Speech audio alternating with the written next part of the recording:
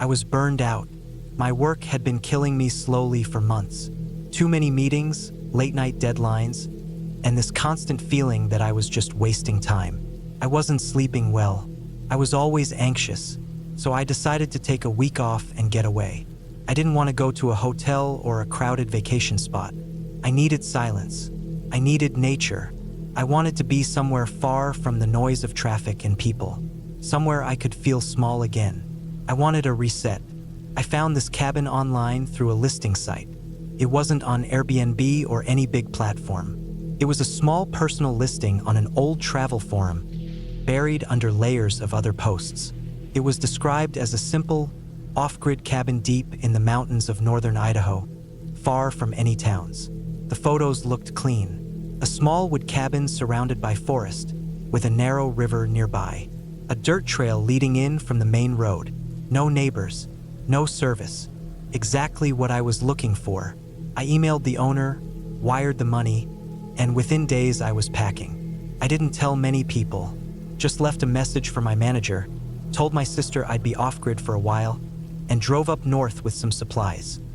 Mostly canned food, water jugs, firewood, and a solar charger for emergencies. I had a printed map with directions to the cabin, since I knew my phone would be useless once I left the paved roads. The drive up took longer than I expected. The final stretch was a narrow dirt road, twisting and climbing through the woods. There were no signs. I passed a few turnoffs that led nowhere. I checked the map twice, 3 times, turning around once when I realized I had gone past the trailhead. Finally, I found the right spot. A wooden post, half-rotted, with faded numbers carved into it, just like in the photo from the listing. I pulled off the road and left my car under a canopy of trees. The air was cold, and the forest felt dense, like it was pressing in from all sides. The trail to the cabin was barely there, more like a path of flattened grass and packed dirt. I hiked in with my backpack and a small duffel. The path was longer than I thought, almost 2 miles in. The trees were tall and old, the kind of forest that blocks out the sun even in daylight. Every now and then, I heard the sound of water in the distance, or birds calling high above, but nothing else. No people, no planes, just trees and silence. I finally reached the cabin in the late afternoon. It was exactly like the photo. A single room made of dark logs, with a small front porch and a tin roof. One window, a solid wooden door, and a chimney on the far side. There was an old picnic table next to the porch, and a stack of chopped firewood under a tarp. The river was maybe 40 yards away, behind the trees. I dropped my bags on the porch and just stood there for a while. It was quiet. No sounds except for wind and the faint rush of water. Felt like stepping out of time. Inside, the cabin was basic. A bed against the far wall, covered with a thick wool blanket. A small wood stove near the center. A table and chair by the window. No electricity, no plumbing, just an outhouse about 50 feet behind the cabin. There was a small supply shelf with a few candles, a kettle, some old tools, and a hand crank radio. A broom leaned in the corner. It smelled like dry wood and pine and dust. I unpacked slowly, placing my food in a metal container to keep animals out, laying out my sleeping bag on top of the bed just in case. The first night was calm. I made a small fire in the stove, warmed up some canned soup, and sat on the porch watching the sky darken. It got cold fast. I wore 2 layers of clothes and still felt the chill in my bones. No stars, just black sky and trees that looked like walls. I didn't hear anything strange. No animals, no movement, just stillness. When I went inside and locked the door, I felt completely alone. For the first time in months, I felt the pressure of silence. No emails, no notifications, just my heartbeat and the creaking of the old cabin. I didn't sleep well, but that was expected. New place, new bed. Every sound felt loud. The stove popped once. Something brushed against the outside wall in the middle of the night. Probably a branch or a small animal. I told myself that a dozen times. I finally drifted off sometime after midnight. The next day I explored a bit. Walked along the river. Tried some photography. There was a small hill to the east with a partial view of the valley. I stayed close to the cabin. The woods were thick and easy to get lost in. I wasn't there to hike. I wanted rest.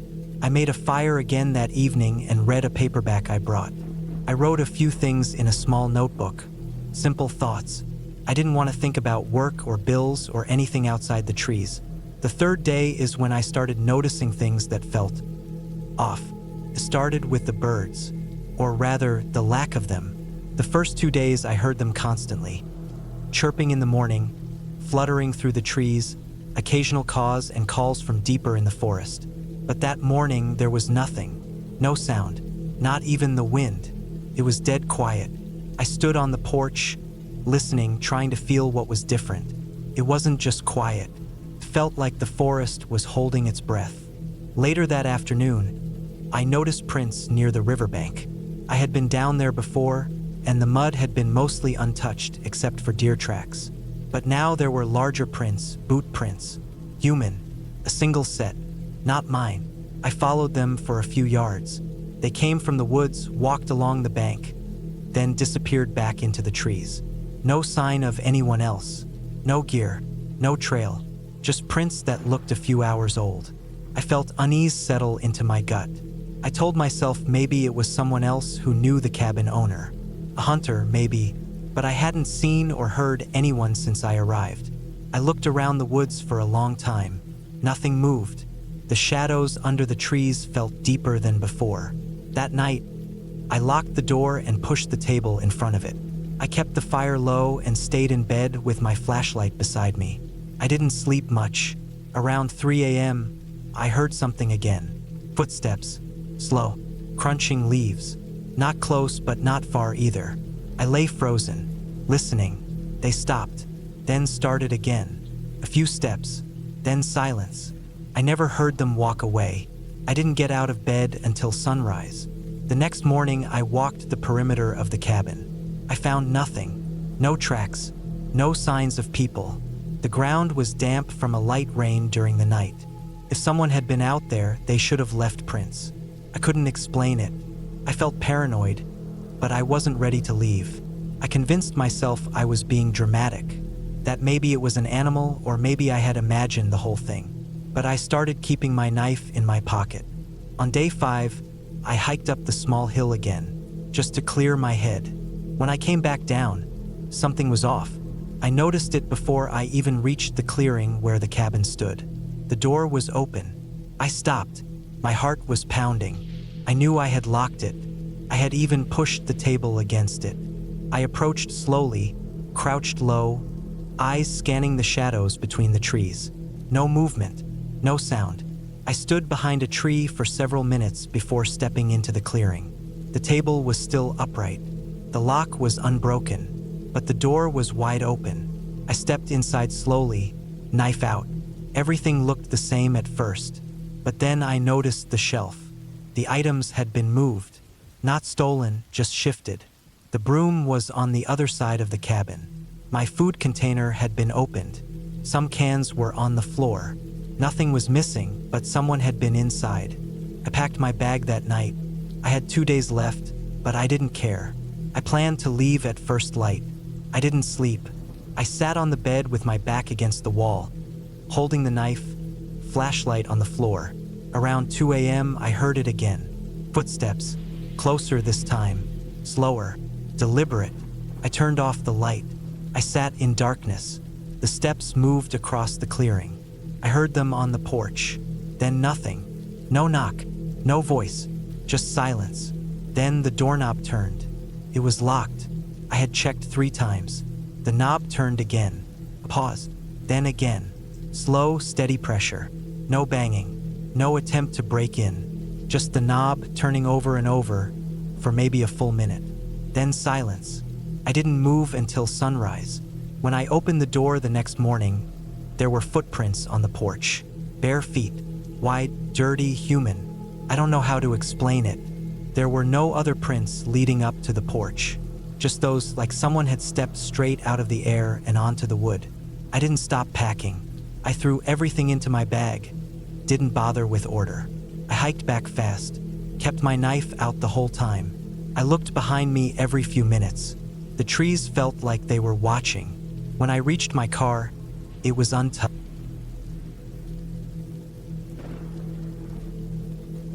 I needed to get away. My job was draining me. City noise was a constant weight on my head, and I couldn't remember the last time I had a proper night's sleep. After working almost non-stop for months and finishing a big project, I decided to take a break. I didn't want to go anywhere fancy. I just wanted some peace and quiet, somewhere far from traffic, phones, emails, and other people. I found a small off-grid cabin listed on a travel website. It was located deep in a wooded area in northern Idaho. The listing mentioned that it was solar-powered, had a wood stove, a rainwater collection system, and no cell signal. That sounded perfect to me. I booked 5 nights. The drive from Boise to the cabin took around 7 hours. The last hour was on a narrow dirt road full of potholes, sharp turns, and loose gravel. I saw no cars along the way, no hikers, no campsites. The deeper I drove into the forest, the more alone I felt. It was early October, and the trees were full of color, bright reds, oranges, and yellows that glowed in the low sunlight. When I finally reached the cabin, it was even more isolated than I imagined. It stood at the end of a long gravel path, surrounded by tall trees and thick brush. The structure was small, maybe the size of a double garage, made of aged wood and a green metal roof. There was a short porch out front, a fire pit to the left, and an old shed off to the right near the treeline. There were no other homes or buildings anywhere nearby. The only sound was the wind in the trees and the occasional creak of the cabin settling. I unlocked the door with the key that had been hidden under a rock and stepped inside. The inside was simple. One room, a small bed on the left wall, a cast iron stove next to it, a counter with a sink on the far wall, and a table with 2 chairs. A ladder led up to a small loft that could fit a mattress, but nothing more. The floor creaked with every step. A few solar lanterns were hung along the walls. It smelled like old wood and dry pine needles. There was a small bathroom attached to the side of the cabin with a composting toilet. No shower, but I didn't care. I had food, water, a few changes of clothes, a good sleeping bag, and some books. It was all I needed. That first evening was peaceful. I made a fire in the pit outside, sat in a folding chair, and watched the sky go from orange to purple to black. The stars were brighter than I had seen in years. I didn't hear a single car, voice, or engine, just crickets and wind. I slept better that night than I had in months. The next day, I hiked around the area, following some deer trails and marking trees with a pocket knife so I wouldn't get lost. I didn't go far, just enough to stretch my legs and explore. The woods were beautiful. I saw deer, squirrels, and one fox that ran off the moment it saw me. I felt calm, like I could breathe again. But that night, something changed. Around midnight, I woke up needing to use the toilet. I lit one of the lanterns and stepped outside. It was cold, and the sky was clear again, full of stars. As I walked toward the small bathroom, I thought I heard something in the woods behind the shed. It wasn't loud, just a quick shuffle, like someone stepping on dry leaves. I stood still, listening. There was nothing else, just the wind. I figured it was a raccoon or maybe a deer. I used the toilet and went back to bed. But sleep didn't come easy after that. I kept thinking about that sound. The next morning, I went over to where I thought I heard the noise. The ground was covered in leaves and pine needles, so there were no clear footprints, but I noticed something odd. The door of the shed was open slightly. I was sure it had been closed when I arrived. I walked over and peeked inside. It was mostly empty. Just a few broken tools, a rusty axe, and some firewood stacked in the corner. Nothing seemed out of place, but still, I shut the door and slid the heavy wooden latch into place. The wind probably blew it open, I told myself, though it didn't feel very windy. That day passed slowly. I spent most of it reading on the porch. I couldn't shake a weird feeling I had. I kept glancing toward the trees, half expecting to see someone watching me, but there was never anyone there. I hadn't seen a soul since leaving the main road 2 days earlier. That night, I locked the cabin door and kept the lantern by my bed. I even placed a small folding chair against the door, just in case. At around 2 in the morning, I woke up again. This time not to pee, but because I heard a noise. A clear, slow sound of footsteps on the porch outside. My heart started pounding. I sat up slowly, staying still, listening carefully. The footsteps were heavy. They weren't animal sounds. They were slow, human steps, which creaked under weight, moving from one side of the porch to the other. Then they stopped. I didn't breathe. I just sat there, frozen, eyes wide in the dark. The lantern was still next to my bed, but I didn't reach for it. I didn't want whoever was outside to see any light. I waited, and then, after a long minute of silence, I heard the soft tap of a hand against the window. Not a knock, not pounding, just a single, slow tap. The window was above the kitchen sink, just a few feet from where I was lying.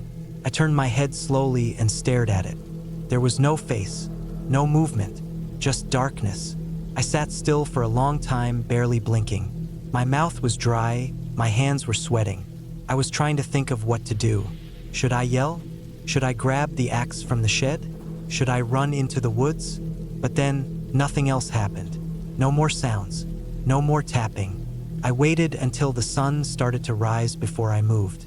When I finally opened the door and stepped outside, there was no one there. No footprints that I could see, just fallen leaves. I didn't feel safe anymore. I considered leaving, but I had already paid for the cabin, and I kept telling myself maybe it was just a hiker who got lost. Maybe they were looking for help. Maybe they had moved on. But that didn't explain why they didn't knock properly, or say anything. That day, I stayed close to the cabin. I gathered some large branches and stacked them near the door.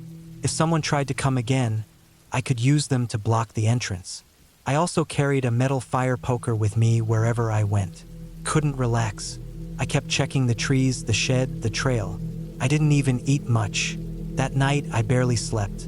I kept one lantern on, placed facing the window. I laid on the bed fully dressed with my shoes on and the fire poker in my hand. Every creak and pop from the cabin made me sit up and stare. Then, around 3 a.m., it happened again. I heard something or someone walking in the leaves behind the cabin. Not running, walking, slow and steady. I grabbed the lantern and stood up quietly. I didn't turn it on yet. I moved to the window and tried to look out. Then something moved across the window.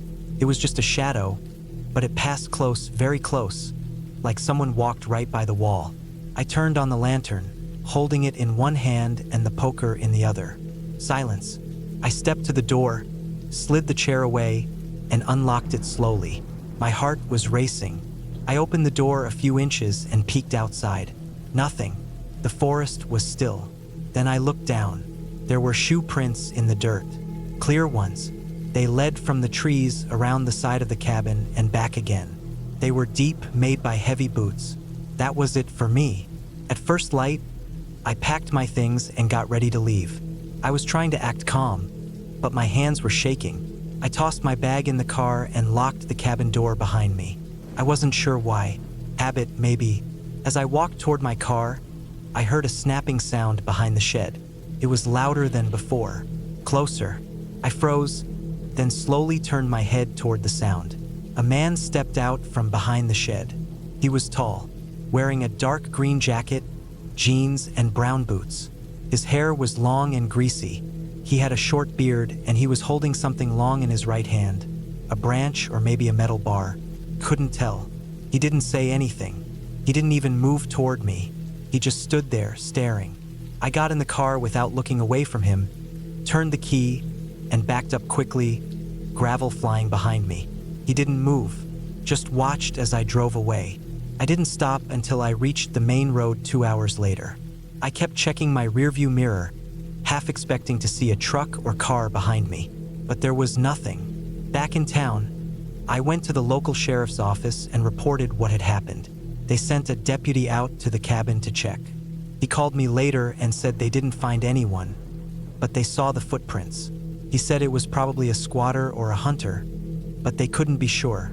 The cabin was private property, but it had no cameras and was too remote for regular patrols. I never went back. I never collected the refund I was offered. I didn't care about the money.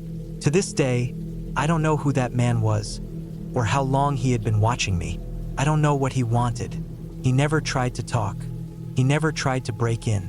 He just waited, came back night after night, walking, tapping.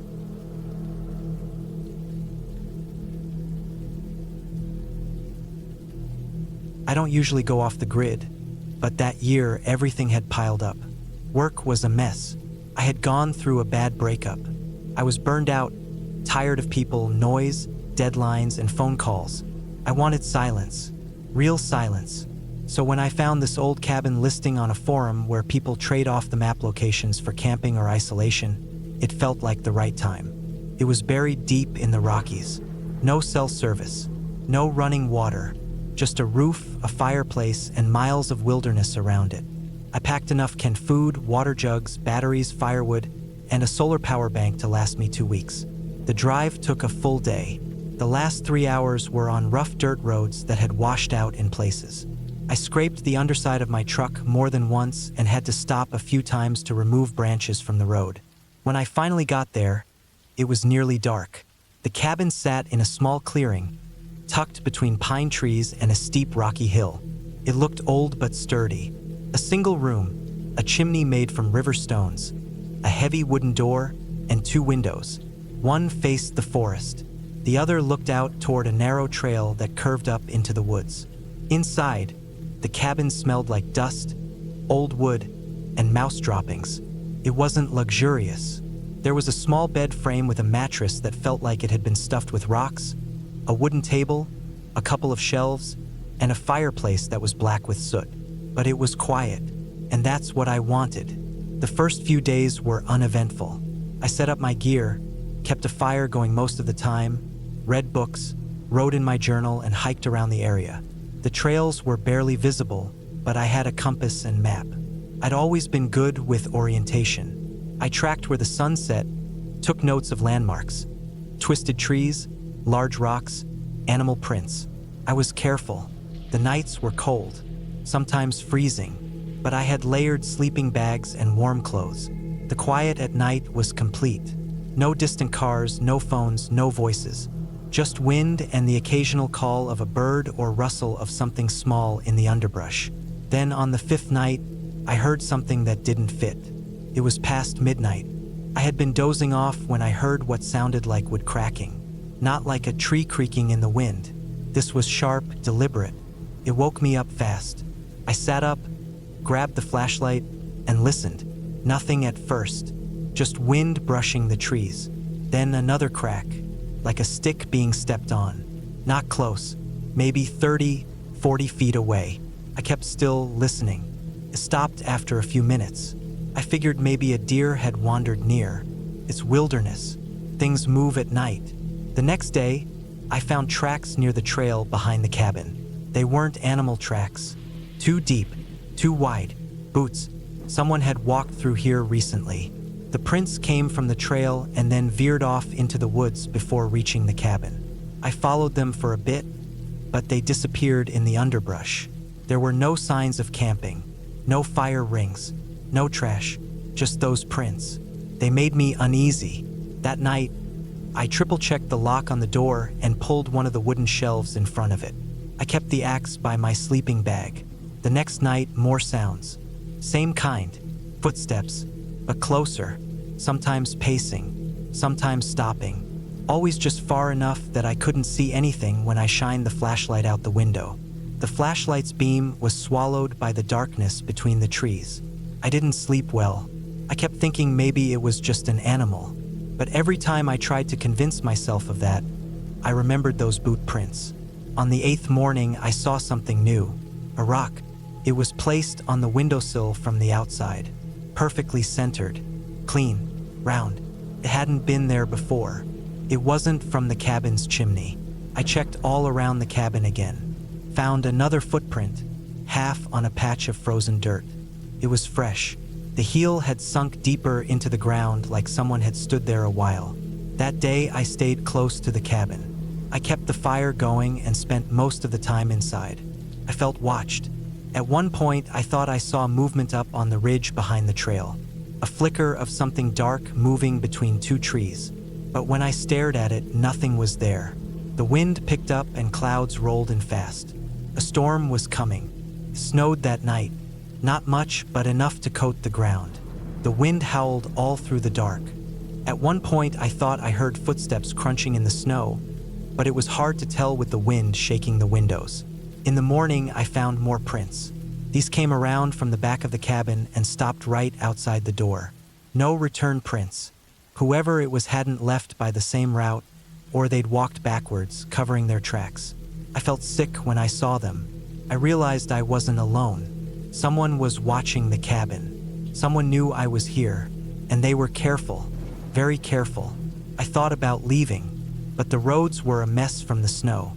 I'd parked my truck nearly half a mile from the cabin because of the rocks and brush. I wasn't sure I could get out without chains or digging. I told myself I'd wait one more day, one more night, then leave early the next morning. That night was the worst. I didn't light a fire. I didn't want to cast shadows or attract attention. I sat up most of the night holding the axe and listening. Around midnight, I heard it again, crunching, slow, coming from the side of the cabin. Then I heard something touch the window. Not knock, just a soft scrape, like a hand or something sliding across the glass. I froze. I didn't move. The scraping stopped. Then I heard footsteps again, circling, then nothing. An hour later, I heard something at the door, a slow creaking sound, like weight shifting against the wood. Then a hard knock, just once, then silence. I didn't move. I stayed like that until morning. When it got light, I opened the door slowly. The snow outside was packed down with more footprints, deep ones. This time, they led away from the cabin, back into the woods. I packed up fast, took only what I could carry, left some things behind, extra water, tools, food. I just wanted out. The hike back to the truck was quiet, too quiet. Even the birds were gone. I kept looking over my shoulder. I didn't see anything, but I felt it. Presence. Like something was just behind the trees, keeping pace with me. When I reached my truck, I threw my gear in and tried to start it. It stalled the first 2 times. The third time it started. I didn't stop. I drove over branches, through brush, scratched the hell out of the sides. I didn't care. I just wanted distance between me and that cabin. When I got to a town with signal, I pulled over and called a friend. I didn't tell him everything, just asked if I could stay the night. He said yes. That night, I locked the door, shut the blinds, and sat with the lights on. I never went back to that cabin. I never posted about it. I don't even remember where I found the location listing. I think someone deleted it, or maybe I imagined that part. But I didn't imagine the footprints, or the sound of someone circling the cabin, or the rock on the windowsill. I kept the rock. It sits on a shelf in my closet. I don't know why I kept it. Maybe as proof to myself that it happened, that it was real. I still go camping, but never alone, and never anywhere without service. I like the woods. I like silence. But now I know there's a kind of silence that doesn't feel peaceful. A silence that feels like it's waiting, and I don't ever want to hear that kind again.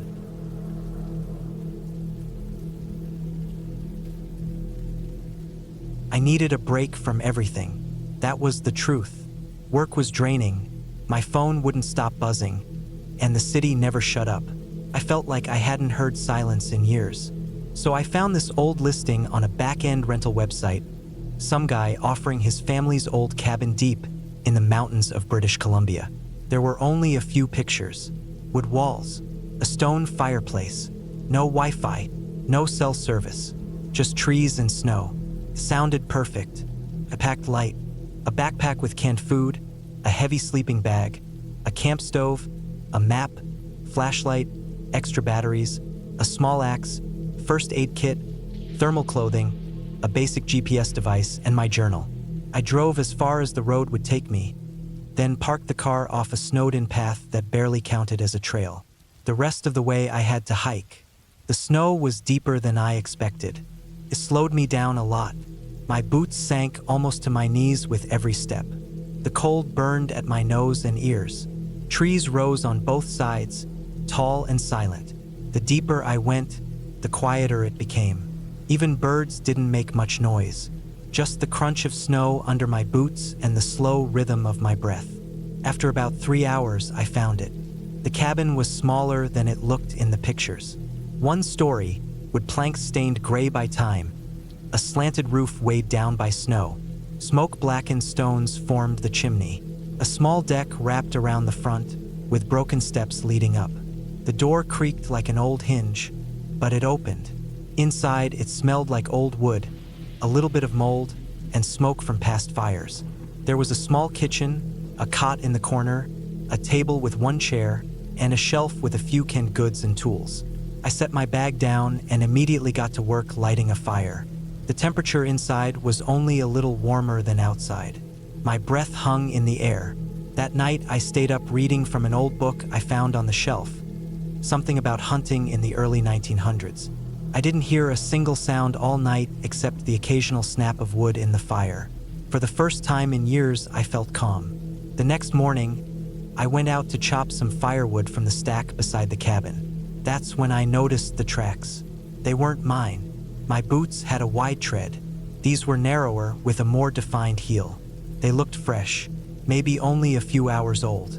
They came from the woods and circled the cabin twice, then disappeared back into the trees. No other prints led in or out.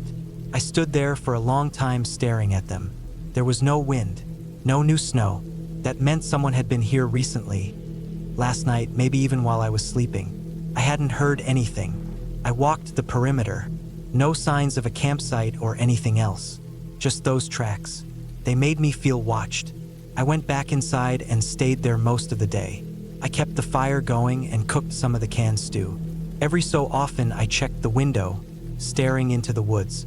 I didn't see anything, just trees, still and quiet. I tried to sleep early that night, but I couldn't. I kept waking up certain I'd heard something. A crack, a thump, the kind of sounds that might mean nothing but hit you harder when you're alone. I didn't go outside to check. I didn't want to. The third morning, I found more tracks. This time they were closer. They went right up to the cabin door. I saw a mark where someone had brushed snow off the doorknob, like they tried to open it. I had locked it, thank God, but they had definitely tried. I checked everything in the cabin. Nothing was missing, no signs of a break-in, but that didn't comfort me. It made me feel worse, like someone was testing me, checking to see if I was paying attention. I thought about leaving that day, hiking back to the car, but I told myself I was being paranoid. Maybe it was a hunter, maybe someone who got lost and saw the cabin. Still, I kept my axe next to the cot that night. That night, I didn't sleep at all. I stayed wrapped in my sleeping bag, eyes on the door. I let the fire die down to keep it dark. At one point, around 3 a.m., I heard something. It was faint, just a soft crunching in the snow. Then nothing for a long time. Then a tap. Not on the door, on the window. Just one tap. Then silence. I didn't move. I barely breathed. It could have been a tree branch, but I hadn't heard wind all day. It didn't happen again. But I didn't sleep. The next morning, I didn't find tracks. That was the weird part. There should have been something. But the snow around the cabin was undisturbed. Perfect. As if no one had been there. As if the tap I heard wasn't real. But I knew it was. I was almost out of firewood. So I had no choice but to go back into the woods to gather more. I walked further this time, to the other side of a small frozen stream. I found a few fallen logs and started chopping. That's when I noticed the first cut.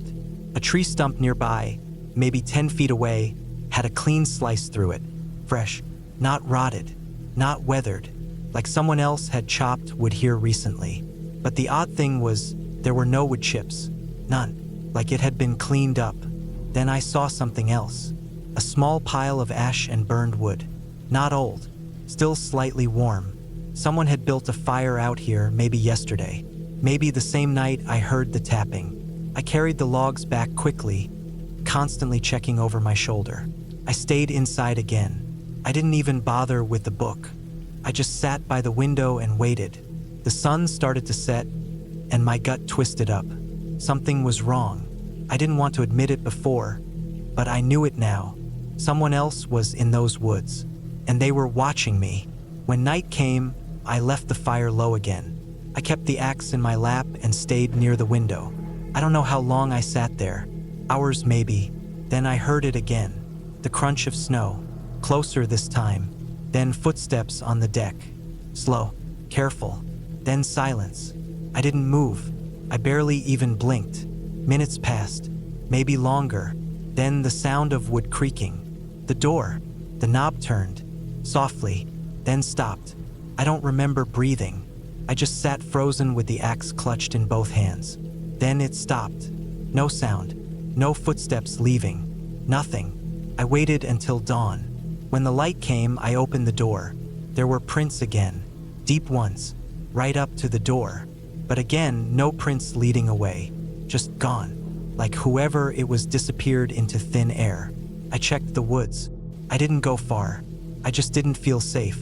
That morning, I packed everything. I didn't care about finishing the trip. I just wanted out. I hiked back fast, barely stopping to drink water. I felt watched the whole way. When I got to the car, I nearly cried. I threw my stuff in, started it, and drove until I got back to the nearest town. I never told anyone. Not really. Not all of it. I didn't report it. Who would I report it to? There was no crime, no proof, just a cabin, some footprints, and the feeling that I wasn't alone. I looked up the rental site later. The listing was gone. I tried to search for the cabin, the owner, nothing. It was like it was never there. I still think about those nights sometimes. About the way the prints just stopped. About the tapping on the window. And sometimes, late at night, I wonder if someone followed me back. But I never go near the woods anymore.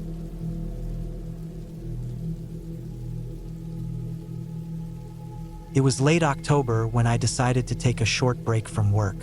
My job in the city had worn me out. Constant deadlines, the noise, the lights, the crowds. It had all started to feel like too much. I needed to get away, somewhere quiet, somewhere still. I rented a cabin in a remote part of northern Minnesota. It wasn't fancy. In fact, it was pretty basic. A small wooden cabin, one bedroom, no internet, and no cell service.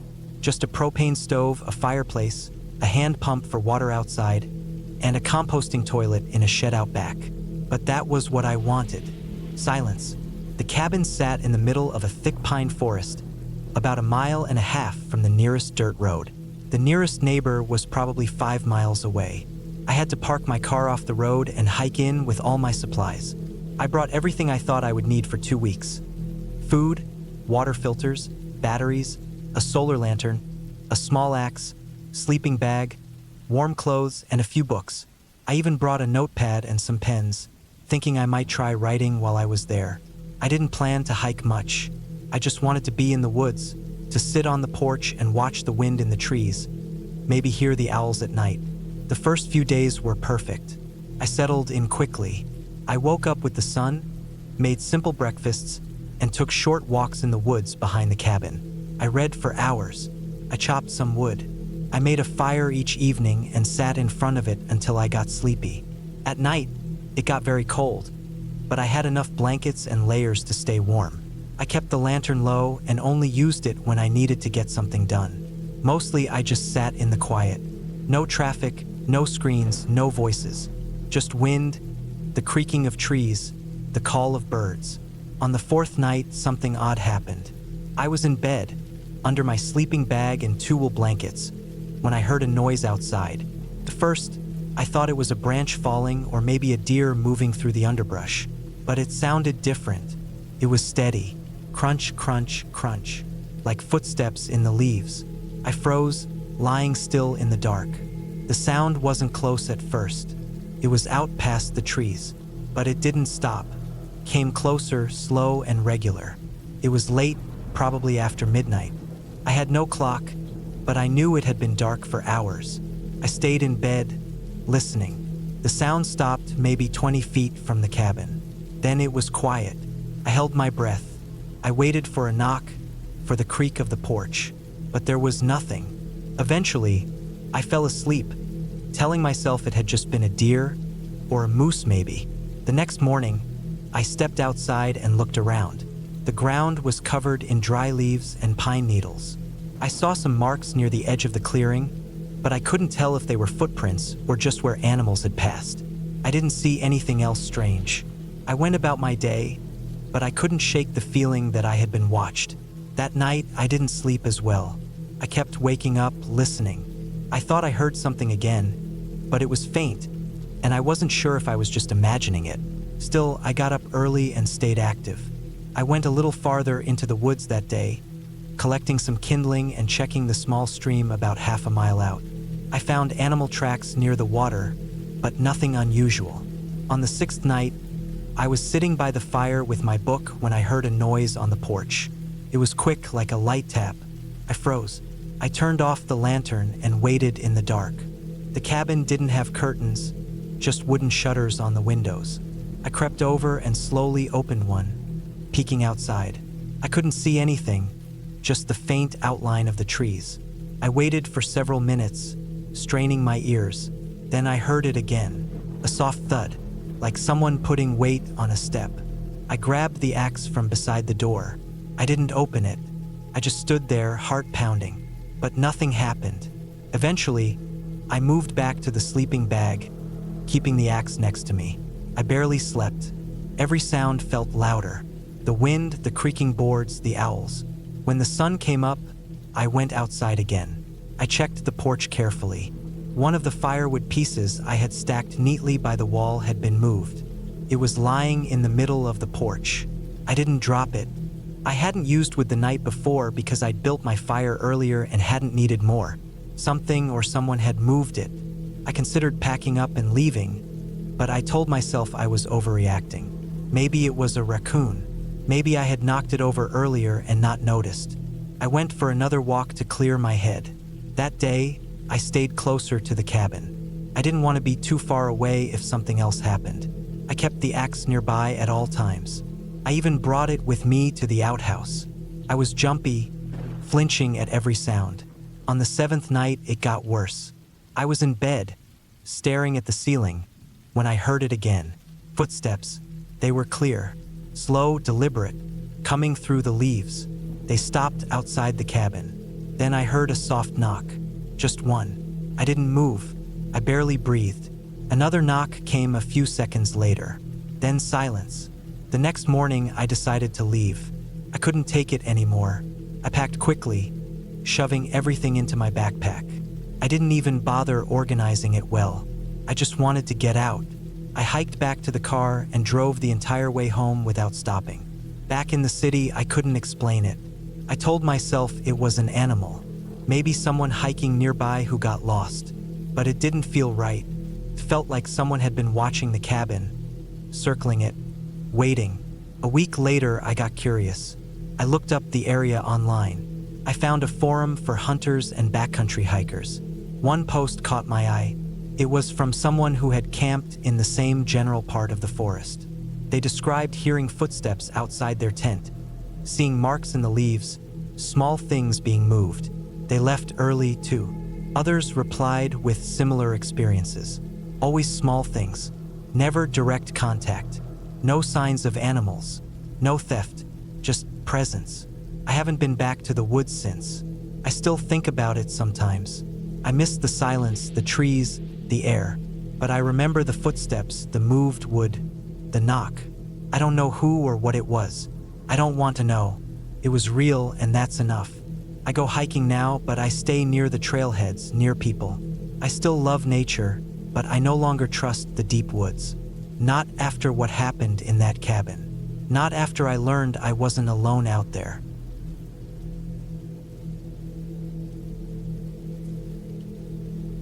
It started as a getaway. I had been burned out from work. I'm not someone who usually takes vacations, but I reached a point where I couldn't think straight anymore. I was getting migraines, I couldn't sleep well, and even basic things like emails or phone calls started feeling like a huge weight on my chest. I needed out. Not a beach, not a hotel. I wanted something quiet, alone, away from the city, from people, from noise. So I booked a cabin deep in the woods of northern Montana. I found it online through a listing website. No reviews, but the pictures looked decent. A small A-frame cabin, surrounded by thick pine trees, with snow already on the ground in the photos. The ad mentioned that the cabin had no cell service, no Wi-Fi, and was completely off-grid, but it had a generator with stove, a small kitchen with a propane stove, and a well for water. It looked like exactly what I needed. I packed up my small SUV with enough supplies for a week.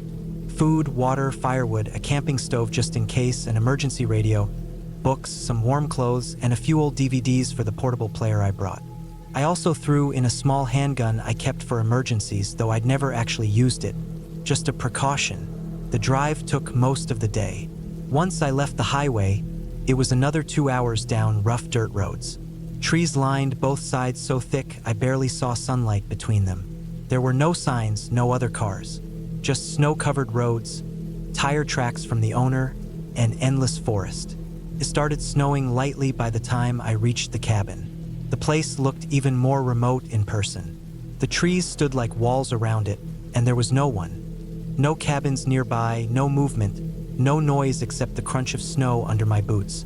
I got inside quickly, locked the door behind me, and started settling in.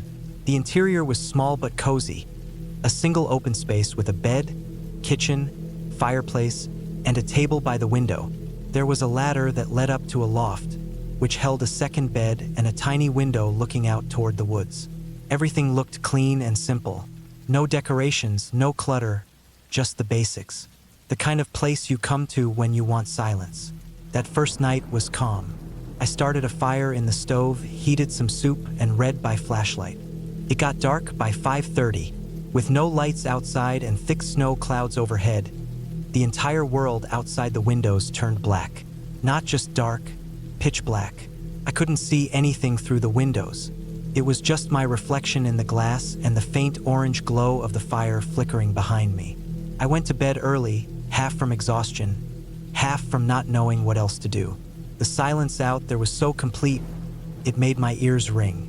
By the second day, the snow picked up. Heavy, fat flakes started falling and didn't stop.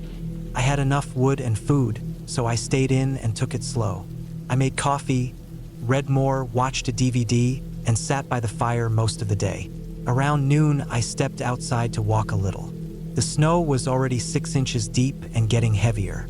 The wind cut through my coat, and even though I stayed near the cabin, I got chilled fast. I noticed there were no tracks except mine.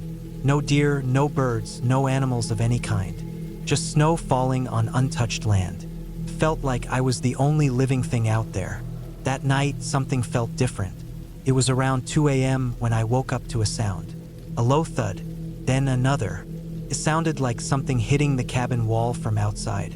At first I thought maybe snow was sliding off the roof. But the sound wasn't above. It came from the sidewall just under the window. 2 more thumps followed. Then nothing. I lay in bed for a while, staring at the ceiling, listening. The wind howled outside, but the thudding didn't return. I eventually fell back asleep, telling myself it was just snow shifting, or maybe a tree branch. The third day, the snowstorm fully rolled in. The wind got stronger, and the snowfall turned into a near whiteout. I couldn't see 10 feet outside the windows. I tried stepping out again, but the wind bit into my face, and the snow came in sideways. I shut the door quickly and locked it again. I noticed something strange. My old boot tracks from the day before were gone, but new marks had appeared in the snow, faint and partially filled in. Not from boots, not from any shoe. They looked more like narrow, straight lines dragged through the snow, about 2 feet apart. Not footprints, more like something being pulled. I stared at them for a while from the window, but the wind erased them within the hour. That night, more sounds came. This time, it wasn't just thuds. I heard scraping, like metal or stone on wood. Started around midnight and went on for maybe 2 minutes. It wasn't loud, but it was enough to freeze me in place. I sat up in bed, every muscle tense, waiting for it to stop. When it finally did, I got up, turned on the flashlight, and checked the windows. I couldn't see anything outside, just snow swirling in the dark. I didn't go back to sleep for a long time. The 4th day, the generator stopped working. I had been running it only a few hours a day to conserve fuel, and now it wouldn't start. I tried checking it outside, but it was buried under a foot of snow. I dug it out and tried again, but the pull cord jammed. The battery starter didn't click. It was just dead. I switched to using candles and my flashlight, but I knew I'd have to be careful with the batteries. I still had the propane stove and the firewood, but everything suddenly felt more fragile. I also noticed something else. The snow around the back of the cabin had strange indentations. Long lines again, about 2 feet apart, crisscrossing in wide arcs, like someone had dragged something around the cabin in the night. I stayed inside the rest of the day, triple-checking the locks on the doors and windows. There were no curtains, so I pushed furniture against the windows instead. I felt stupid doing it, but it made me feel a little more hidden. I kept the lights low and stayed near the fire. I didn't play any DVDs that night. I didn't want any sound. The 5th night, I barely slept. Around 3 a.m., I heard movement on the porch. Not just sounds, real footsteps. Creaks on the wooden boards. Slow, deliberate. 1 step, then 2, then 3, then silence. I sat upright, holding my breath. I didn't move. I didn't dare get up. I waited for what felt like an hour.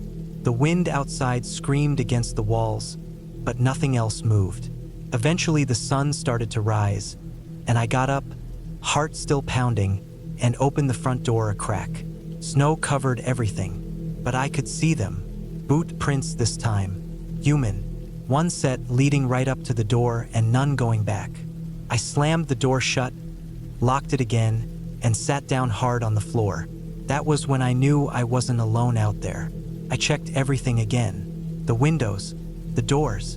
I even climbed up into the loft to look through the tiny window. The trees stood quiet. Still, nothing moved. But the tracks were there and someone had been just outside my door during the night. I spent the rest of the day in full alert.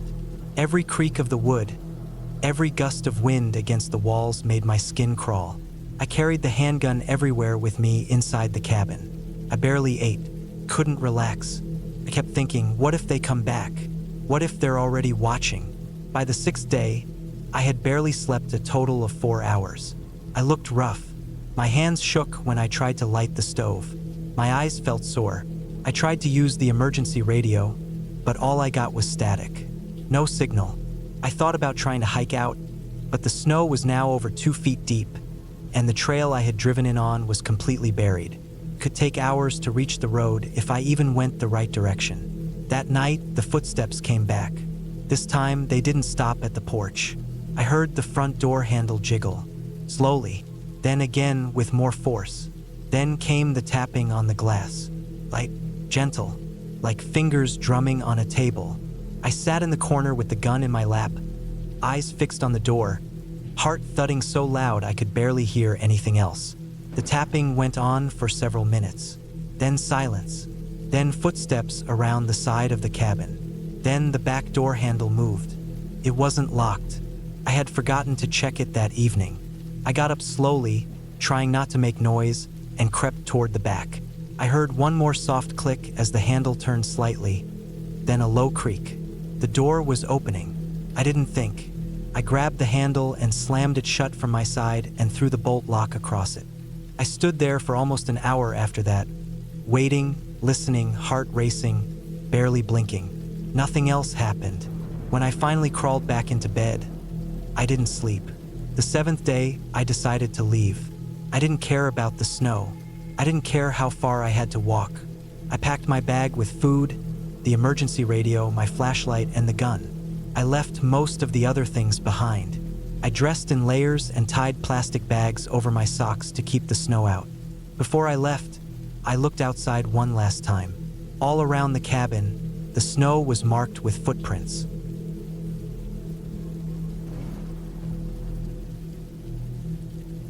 It was late October when I drove out to a remote cabin in the north woods of Minnesota. I had rented it for a week. I wanted some peace and quiet, far from everything, especially people. I had been working long hours, barely sleeping, and I felt like I was burning out.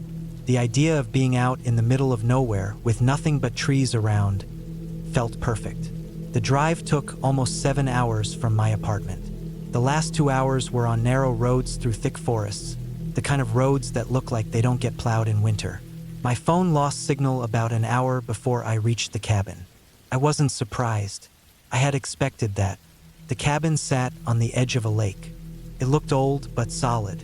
It had a small front porch, one main room with a fireplace, a kitchen area, a bathroom, and a small bedroom. No TV, no internet, just a few oil lamps, a gas stove, and a well outside with a hand pump.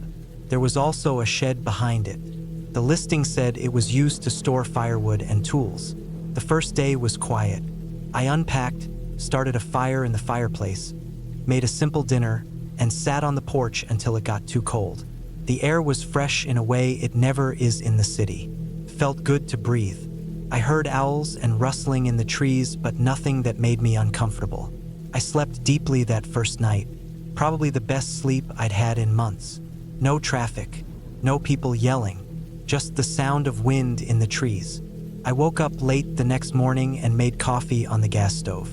I planned to hike around the area, take some photos, and just enjoy being disconnected. There was a narrow trail that started behind the cabin and led into the woods. I followed it for a couple of miles. It looped around a small hill and passed by the far end of the lake. At one point, I stopped to eat a sandwich and noticed a rusty old fence buried in the undergrowth. It didn't seem to surround anything, just a few sections of metal wire and wooden posts, half collapsed. I figured it had once been used to keep animals in or maybe out. On my way back, I walked a bit off the trail to explore. I came across an old fire ring, just blackened rocks in a circle. There were beer cans and broken glass around it. Someone had been here years ago, maybe even recently. It didn't feel creepy, just like something forgotten. That night, I made a fire and read a book I had brought. The weather was dropping fast, but the fire kept the cabin warm. On the third day, I noticed something strange. When I went out to the shed to grab more firewood, I saw boot prints in the dirt. Not mine. I had only been wearing trail runners. These were bigger and deeper. It had rained the night before, and these prints were fresh, maybe a few hours old at most. They led up to the shed and then disappeared. I looked around, but I didn't see anyone. I checked the lock on the shed. Still locked. I opened it and everything seemed fine inside. I felt a little uneasy, but I told myself someone might have just passed by. Maybe a hunter. Still, I kept the axe from the woodpile inside the cabin that night. I locked the door and double-checked the windows. The next morning, the prints were gone. The ground had dried out, and the wind had scattered leaves over everything. But I kept thinking about them. I didn't hike that day. I stayed near the cabin. I spent time chopping wood, cooking, reading, and trying to push the unease out of my mind. That night, I heard something outside. It was around 2 or 3 a.m. I had just woken up to use the bathroom. I heard branches snapping, like someone was walking just beyond the tree line. It wasn't an animal. The steps were slow, steady, not like a deer or raccoon. I sat in the dark, holding my breath, listening. The steps moved from one side of the cabin to the other, then silence. I didn't sleep much after that. The next day, I walked a few hundred feet into the woods, looking for any signs of who or what had been out there. I found more boot prints. Same size, same tread. They went in a circle around the cabin. I followed them for a bit, but they just vanished where the ground got rocky. That evening, I sat inside with the fire going. I didn't want to go outside. I left the axe near the door. I tried reading but couldn't focus. I kept glancing at the window. After dark, I closed the curtains. At some point, I must have dozed off in the chair.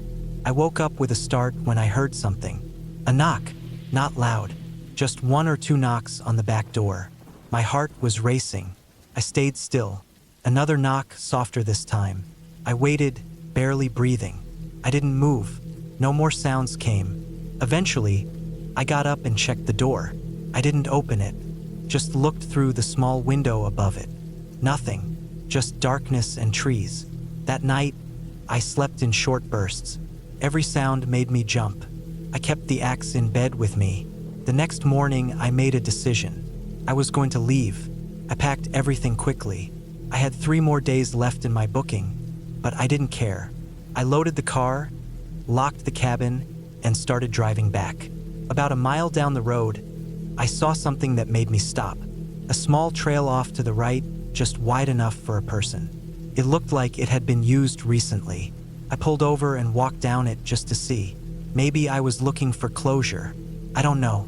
After about 10 minutes of walking, I came across something unexpected. A tarp tied between two trees, forming a crude shelter. There was a pile of clothes, empty food wrappers, and a pair of old boots sitting nearby. Same tread as the prints I saw.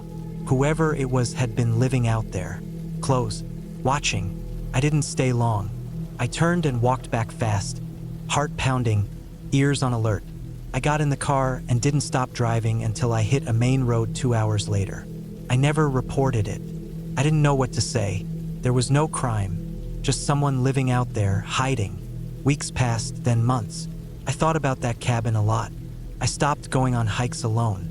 I kept the axe by my bed at home for a while, just in case. Sometimes, when I'm driving through wooded areas, I catch myself looking out into the trees, looking for movement, for boots, for signs that someone's watching again. But I haven't gone back to a cabin since, and I don't think I ever will.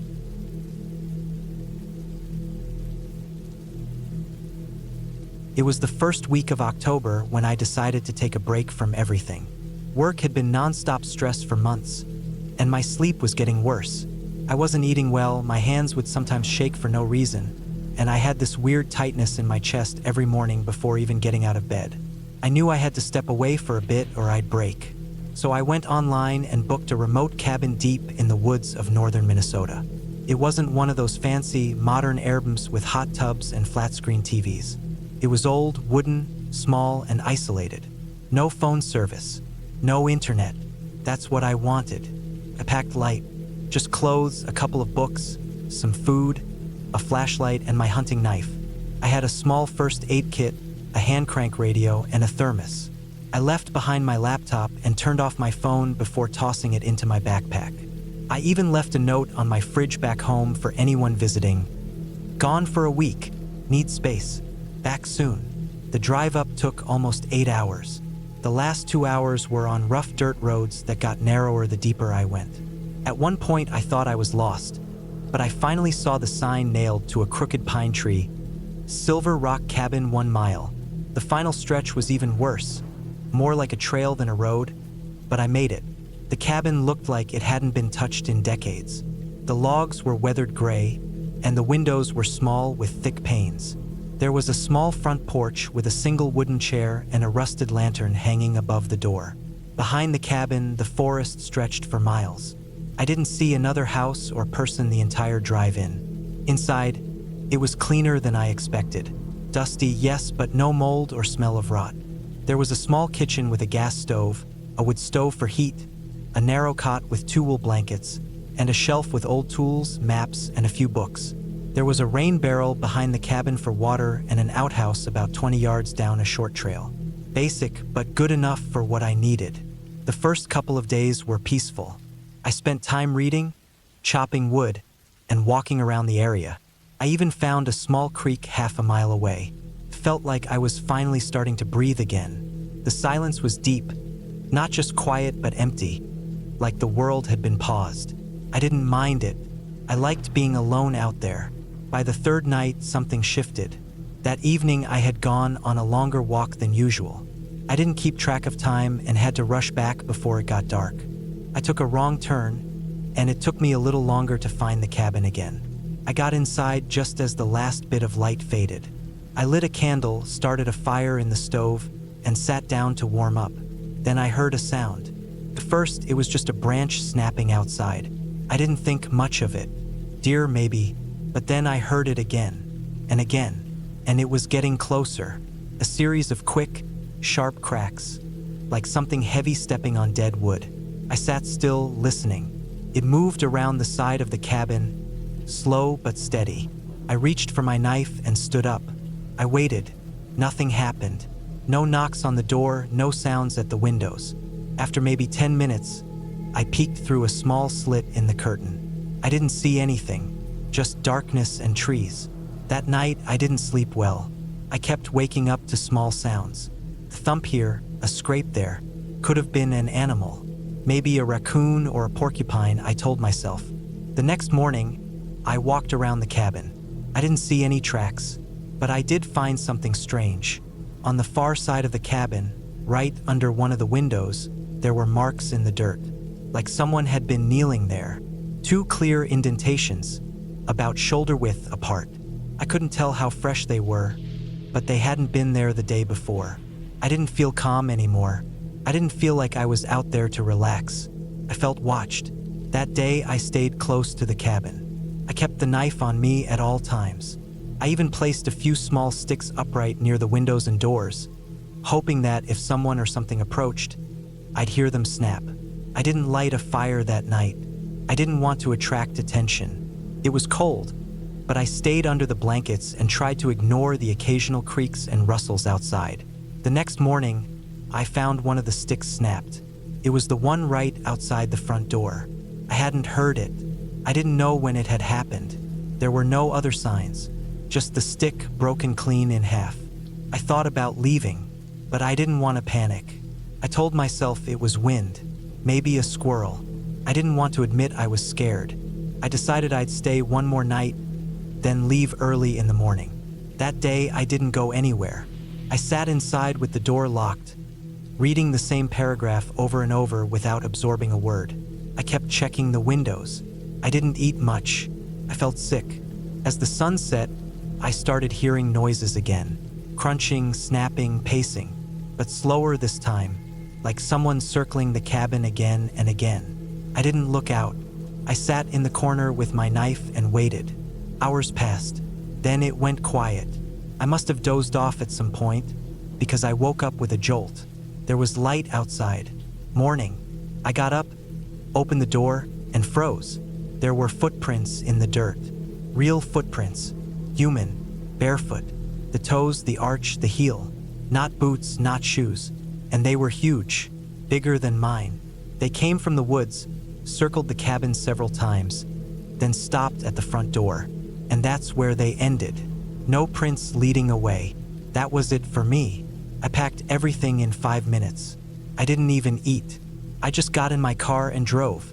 The road was worse on the way out, like it had rained or something. I almost got stuck twice, but I didn't stop until I hit pavement. I made it back home that night. I locked every door and window and took a long, hot shower. I looked at myself in the mirror and barely recognized the person looking back. I was pale, sunken-eyed, and my hands were shaking again. I still don't know what happened out there. I don't have proof. I didn't take pictures of the footprints or the marks under the window, but I know what I saw. I know what I felt. Something was watching me. It wasn't a ghost. It wasn't a monster. It was something real, something alive.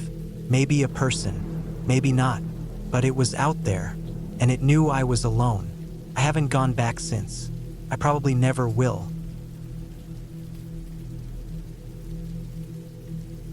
It was early November when I decided to spend a week alone in a remote cabin in the woods of northern Minnesota. I had found the place online. It was owned by an old couple who rented it out during the off-season for cheap. They said it was about an hour away from the nearest town and completely off-grid, which was exactly what I wanted. I needed a break from people, from noise, from the city. The drive up there was long and mostly quiet. After I left the highway, the roads turned to gravel and then narrowed into dirt paths surrounded by thick forests. Cell service disappeared. I had downloaded the directions on my phone, and thankfully I didn't get lost.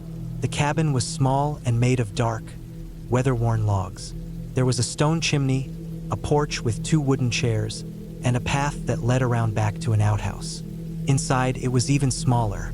One room held a bed, a small table with 2 chairs, a cast iron stove, and some shelves with dry food and cookware. There was no electricity. A few lanterns hung from the walls. There was a wood pile stacked neatly beside the stove. I spent my first day getting settled. I unpacked my food, brought in some firewood, and tested the stove. It worked well. The air was cold, but the fire warmed the room fast.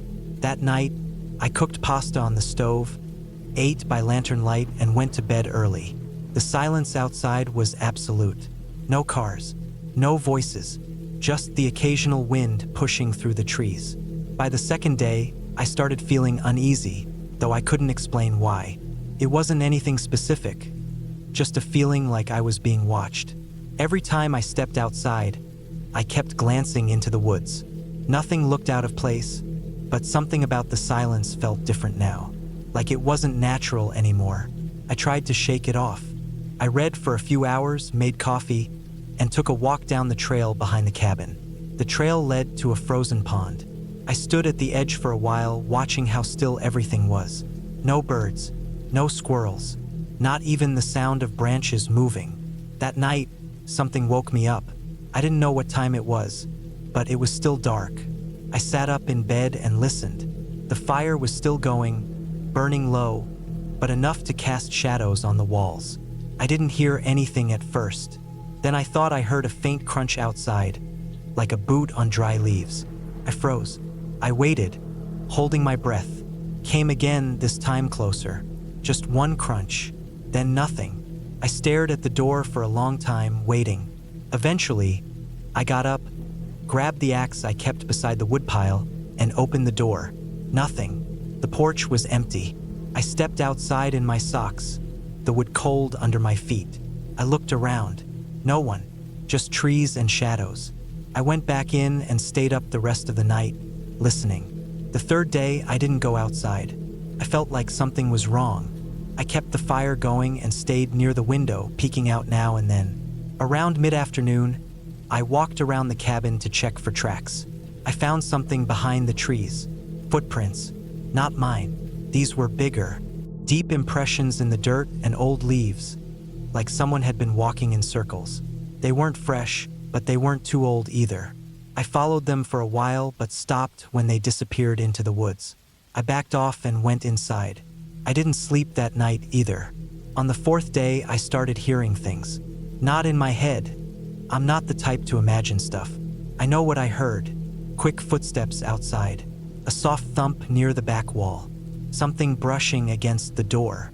Every time I looked out, there was nothing. I didn't see anyone, but I knew someone was out there. I kept the axe close, even when I ate. I barely used the lanterns now. I didn't want to light up the windows. I sat in the dark, waiting. That night, I blocked the door with a chair. I stacked wood against the bottom to keep it from swinging open. I even nailed a few boards across it with the small hammer I found in the drawer. I didn't think it would stop anyone determined, but it made me feel a little better. Around midnight, I heard the steps again. Slow, careful. This time they came up to the porch. I could hear the boards creak. Then silence. Then a long scratch across the door. I didn't move. I didn't breathe. It lasted only a few seconds. Then footsteps again, moving away. By the fifth day, I was in survival mode. I barely ate. I didn't go outside. I started feeling like I was being hunted. The woods no longer felt like woods. They felt like a trap. I sat in a corner with the axe across my lap, watching the windows. I had pushed the table and chairs against the door and tried to board up one of the windows using firewood and blankets. I had no idea who was out there or what they wanted, but I wasn't going to let them in. On the sixth day, something new happened. I found the back door wide open. I never used the back door. I had locked it, but there it was, swinging in the wind. My heart nearly stopped. I closed it and checked the rest of the cabin. Nothing was missing, but something was off. The lantern had been moved. The axe was leaning against a different wall. It was like someone had come in just to mess with me, to show me they could. That night, I didn't sleep. I didn't even sit. I stood near the stove, eyes on the door. I didn't blink much. I didn't want to miss anything. The wind outside picked up, howling through the trees. Then I heard a voice. Not words, just a noise that sounded like someone humming low. I couldn't tell where it came from. I didn't move. I waited until morning light started creeping through the window before I finally sat down. On the seventh day, I broke. I packed my bag, left the rest of my stuff behind, and ran. I didn't care about the cold. I didn't care about food. I just needed to get out. I didn't follow the trail. I cut straight through the trees, heading west the way I had come. I moved fast, tripping, falling, getting up again. After hours, I hit the gravel road. I kept walking until I saw the town. I found a gas station, collapsed outside, and someone called the police. They didn't find anything at the cabin. No signs of forced entry, no tracks, nothing was taken. Just my food and bag, left in a hurry. The owners said no one else had access. The nearest neighbor was miles away.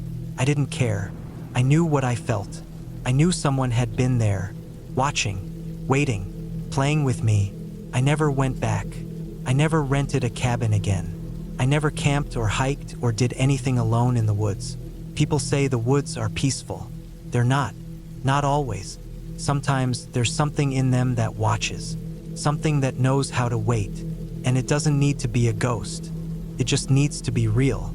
And whatever it was out there with me, it was real.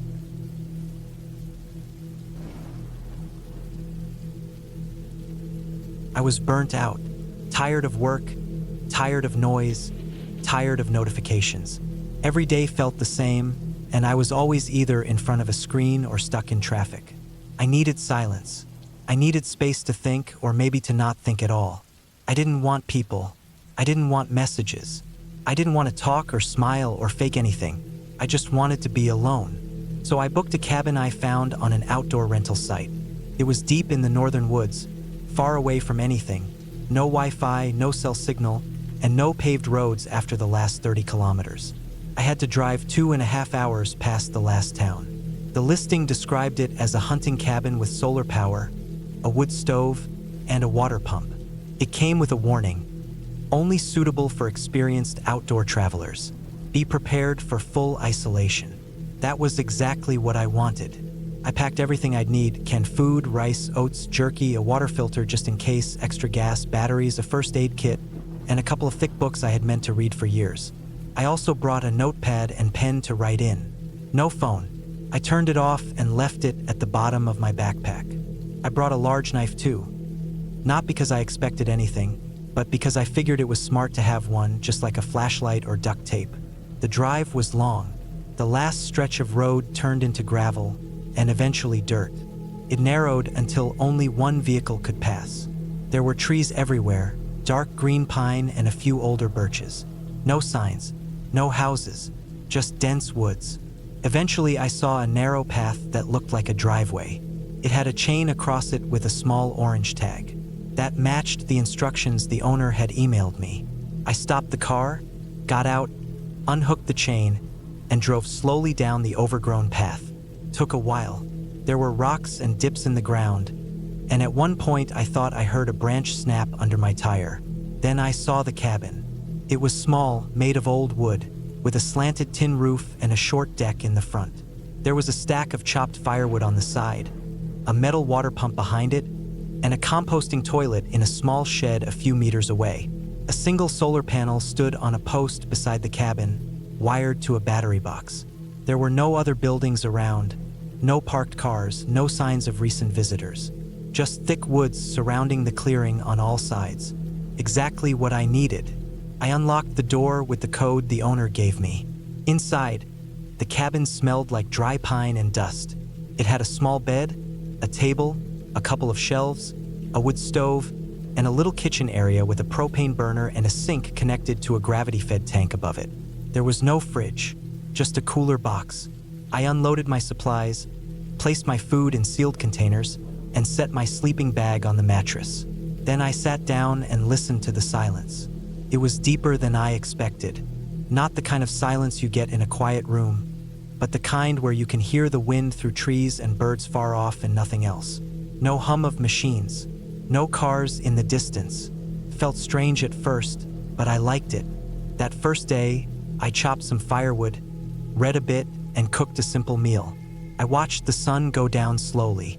The sky turned pink, then deep blue, then black. It got cold fast. I built a fire in the stove and warmed the cabin up. I didn't even need my flashlight. The fire gave off enough light to see by. I slept early, curled in my bag, and felt a calm I hadn't felt in years. The second day, I woke with the sun. I made coffee using the little percolator I brought, then ate oats with dried fruit. I walked around the woods near the cabin, trying not to get too far without marking my path. I noticed a couple of old stumps where someone had cut down trees, and I saw some deer tracks in the soft dirt. Nothing unusual. Later that afternoon, I was splitting wood again when I noticed something odd. A small mark on one of the trees near the edge of the clearing, a little slash of bark cut away. It looked clean, like a knife or axe had done it recently. I hadn't seen it the day before. I figured maybe the owner had marked the spot sometime earlier, or it was part of an old trail. I didn't think too much of it. That night, I cooked rice and beans and listened to the wind. I heard some owls, maybe a coyote, normal forest sounds. Still, I kept the knife next to the bed, just out of habit. It didn't mean anything, just made me feel a little safer. The next day, I hiked further. I followed a ridge east of the cabin that led to a small rocky hill. I spent hours walking, stopping now and then to rest or drink water. I didn't see anyone. Not a person, not a tent, not a car. Felt like I was the last person in the world. But when I got back to the cabin, something was different. The firewood I had stacked that morning looked slightly shifted. Not much, just a few pieces leaning a little differently. I thought maybe I was remembering it wrong, or maybe a squirrel had knocked something loose. But then I saw the corner of my folded tarp sticking out under the pile, something I had packed tightly.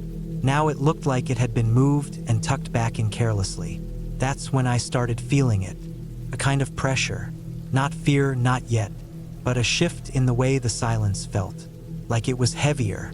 That night, I slept with one ear open. I kept the cabin door locked, my knife beside me, and the flashlight under my pillow. I heard something around midnight, a soft crunch outside, like a step, just one, then nothing. In the morning, I walked the edge of the clearing. I found a small footprint in the soft moss near the trees. Not a boot, a barefoot print, long toes, human. I knelt and stared at it for a long time. My skin felt cold, even though the air was warm. I hadn't walked there barefoot. I hadn't walked there at all since the day I arrived. That print was new. I tried to stay calm. I told myself it might be old and just looked fresh because of rain. But it hadn't rained. The rest of that day, I stayed close to the cabin. I kept looking into the woods, scanning for movement. Everything felt too quiet now. I didn't cook dinner. I just ate jerky and an apple and drank straight from my water jug. That night, I stayed awake with the fire low and my ears open. Around 2 a.m., I heard it again, the sound of something moving outside. Not an animal, something slow, deliberate. I got up, held the knife, and crept to the window. I didn't look out right away. I waited. Then, carefully, I peeked through a small crack in the curtain. Nothing, just trees. But the next morning, I found more prints. 2 this time, still barefoot. One of them was half on a flat stone, clear as day. Whoever it was had walked around the side of the cabin. I looked for signs of entry. The door was still locked. No broken windows, nothing stolen. But it didn't feel like someone trying to rob me. It felt like they were watching. The next 2 days were worse. I tried to act normal. I cooked, I read, I chopped wood. But I was always glancing at the trees. I started leaving little markers, sticks arranged in patterns, a small pile of rocks near the edge of the woods. Every time I checked, they were the same, until one wasn't. The pile of rocks had been knocked over and restacked. Not randomly, carefully, a single stick placed upright in the center. That night I didn't sleep. I sat in the chair with my back to the wall, knife in hand. I thought about leaving, but the path back to the main road was long, and I'd have to drive through thick woods for over an hour. What if they were waiting? I made a decision. One more night. If anything happened, I'd leave at first light. The final night was the worst. Around 3 a.m., I heard footsteps, slow, crunching the dirt and leaves outside. This time I knew it wasn't imagination. I could hear them clearly, circling the cabin. I sat frozen, knife in my hand, barely breathing. Then I heard it, the door handle. A soft click. Not forced, just tested. I didn't move. The handle clicked again. Then silence. I waited for hours. I must have fallen asleep just before dawn. When I woke up, the handle had mud on it. I didn't pack. I didn't eat. I threw everything in my bag, grabbed the knife, and ran to the car. I didn't look back at the cabin. I didn't care about what I left behind. I drove fast, bouncing over the dirt path, scraping past branches. I didn't stop until I hit the main road. When I reached the first town, I parked behind a gas station and sat shaking for half an hour. Then I turned my phone on. There were no messages, no missed calls, no updates. I never reported it. What would I say? Nothing was stolen. No one hurt me. I never even saw them. Just prints, just sounds, just that heavy silence pressing in. I went back to the listing 2 weeks later. It was gone, removed. No trace of the owner, no reviews, like it had never been there. I haven't been to the woods since, and I never found out who was watching me or why. But I think about it every night when I lock my door, and I always check the windows.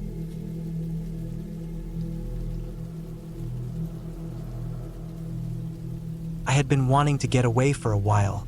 Too many calls, too many emails, too much noise. My head felt full all the time, like it was too packed and any small thing would spill it over.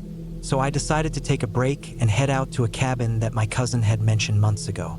It was a few hours north of where I lived, up in the mountains, close to a small river, surrounded by trees. The nearest town was about 40 minutes away, and the closest neighbor was a mile down the road. That was what I wanted: quiet, space, and time to think. The cabin itself wasn't fancy. It was small and made of weathered wood with a tin roof. The windows had old blinds that barely worked, and the floor creaked when I walked on it. There was no internet, no cell service, and the only heat came from a wood stove in the corner. There was a water tank outside with a manual pump, and the electricity came from a small generator I had to run for a few hours a day if I wanted to keep the fridge cold. That was fine with me. I wasn't there for comfort. I was there to get away. The first few days were peaceful. I woke up with the sun, made simple food like eggs and toast, and spent time reading or walking around the nearby trails. The silence was thick. It made my ears ring at first, but then it started to feel good. There were no horns, no talking, no notifications. Just birds, wind through trees, and sometimes the sound of the river when I walked far enough downhill. I started sleeping better. My hands stopped shaking from caffeine and stress. I stopped checking my watch. It was working. On the 5th day, I noticed something strange. Behind the cabin, about 50 yards into the woods, there was a shed. I hadn't seen it before. I had walked around the area a few times, but somehow I missed it. It was covered in vines, and the roof was sagging a bit. The door looked warped, like it hadn't been opened in a while. At first, I thought it belonged to the cabin, maybe a tool shed or a storage space. I decided to check it out. The door was stuck, so I had to put my shoulder into it. When it finally gave way, it opened with a loud cracking sound that made the birds fly off the trees nearby. Inside, the air was stale like dry dirt and mold. There were shelves with empty glass jars, rusted nails, a broken lantern, and what looked like old farm tools: scythes, shovels, a pickaxe. Everything had a layer of dust on it. On one side, there was a metal hook hanging from the ceiling with a chain looped around it. That part made me pause. It didn't seem like something you'd use for farming. It looked like something meant to hold weight, more than a tool. I didn't like how it looked, so I backed out and closed the door behind me. That night, I kept thinking about the shed. Something about it made me feel uncomfortable. Not in a haunted or ghost way, just wrong. Like it had a purpose that I wasn't supposed to understand. I told myself I was overthinking. It was just an old shed. People hung all kinds of things from ceilings: deer meat, drying racks, ropes, whatever. But even as I tried to brush it off, I kept looking out the back window, expecting to see something move in the trees. I never did, but that didn't help me sleep. The next morning, I went back. I told myself I was going to clean it up a little, maybe get rid of some of the junk, make it less creepy. I brought gloves, a small trash bag, and a flashlight. When I opened the door this time, it didn't stick as much. I figured it had loosened up from yesterday. I stepped inside and looked around more carefully. That's when I noticed something new. In the back corner, under a stack of old rags, there was a bucket with a lid on it. A heavy-duty bucket, the kind used for paint or chemicals. I pulled it out, brushed it off and opened the lid. Inside were bones. At first, I thought maybe they were animal bones, like deer or something someone hunted. But the more I looked, the more I wasn't sure. There were finger bones in there, small, clean, and too straight. Some of them had what looked like dried tissue still attached. I dropped the lid and backed out fast. My stomach turned over, and I had to bend down to keep from falling. My hands were shaking. I knew what I saw. That wasn't from a deer. That was human. I didn't sleep that night. I locked the door and put a chair under the handle, even though I knew it wouldn't do much. I couldn't stop thinking about that bucket. Who put it there? Why? And why did it look so fresh? Why hadn't animals gotten to it? Why didn't it smell worse? I knew I needed to tell someone, but I didn't have cell service, and the generator had started acting up earlier that day. The lights flickered and went out completely around midnight, and I sat in the dark with a flashlight in my lap, just listening. Every sound outside made me jump.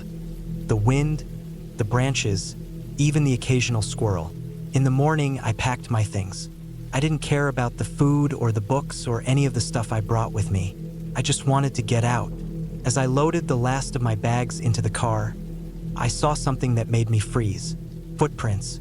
In the dirt, near the shed. Bare feet. Deep ones, like someone had been standing there for a long time. They led from the shed to the tree line and disappeared into the woods. I got in the car and started driving. The road was rough and narrow, but I didn't care. I just wanted to reach the main highway and get back to town. About 10 minutes into the drive, I saw something in the trees to my left, movement. At first, I thought it was a deer, but it was too tall, too still. Then I realized someone was watching me, just standing there, half hidden behind a tree. I didn't stop. I didn't even slow down. When I reached town, I went straight to the sheriff's station. I told them everything. The bones, the shed, the footprints. I didn't leave anything out. They took it seriously, especially after I mentioned the bucket. A deputy followed me back out to the cabin. When we got there, everything looked the same except the shed door was wide open. The bucket was gone. They searched the area for days. Dogs, drones, everything. They didn't find anyone. No signs of recent activity, they said. The shed had old tools and nothing else. No bucket. No bones. They thought maybe I imagined it, or maybe someone was messing with me. They asked if I was on any medication, if I had been drinking. I wasn't. I know what I saw. I know what I touched. I know those were human bones. I didn't go back. I sold the rest of my stuff and moved to a small apartment near the city. I kept my blinds closed. I started sleeping with the lights on. I told myself I was safe now, but sometimes I wake up at night and swear I hear something outside. A footstep, a knock, a rustle in the bushes. I check the window. I never see anything, but the fear stays. I can't shake the feeling that I wasn't supposed to find that shed, that someone had been watching me long before I saw those footprints, and I don't think they ever left.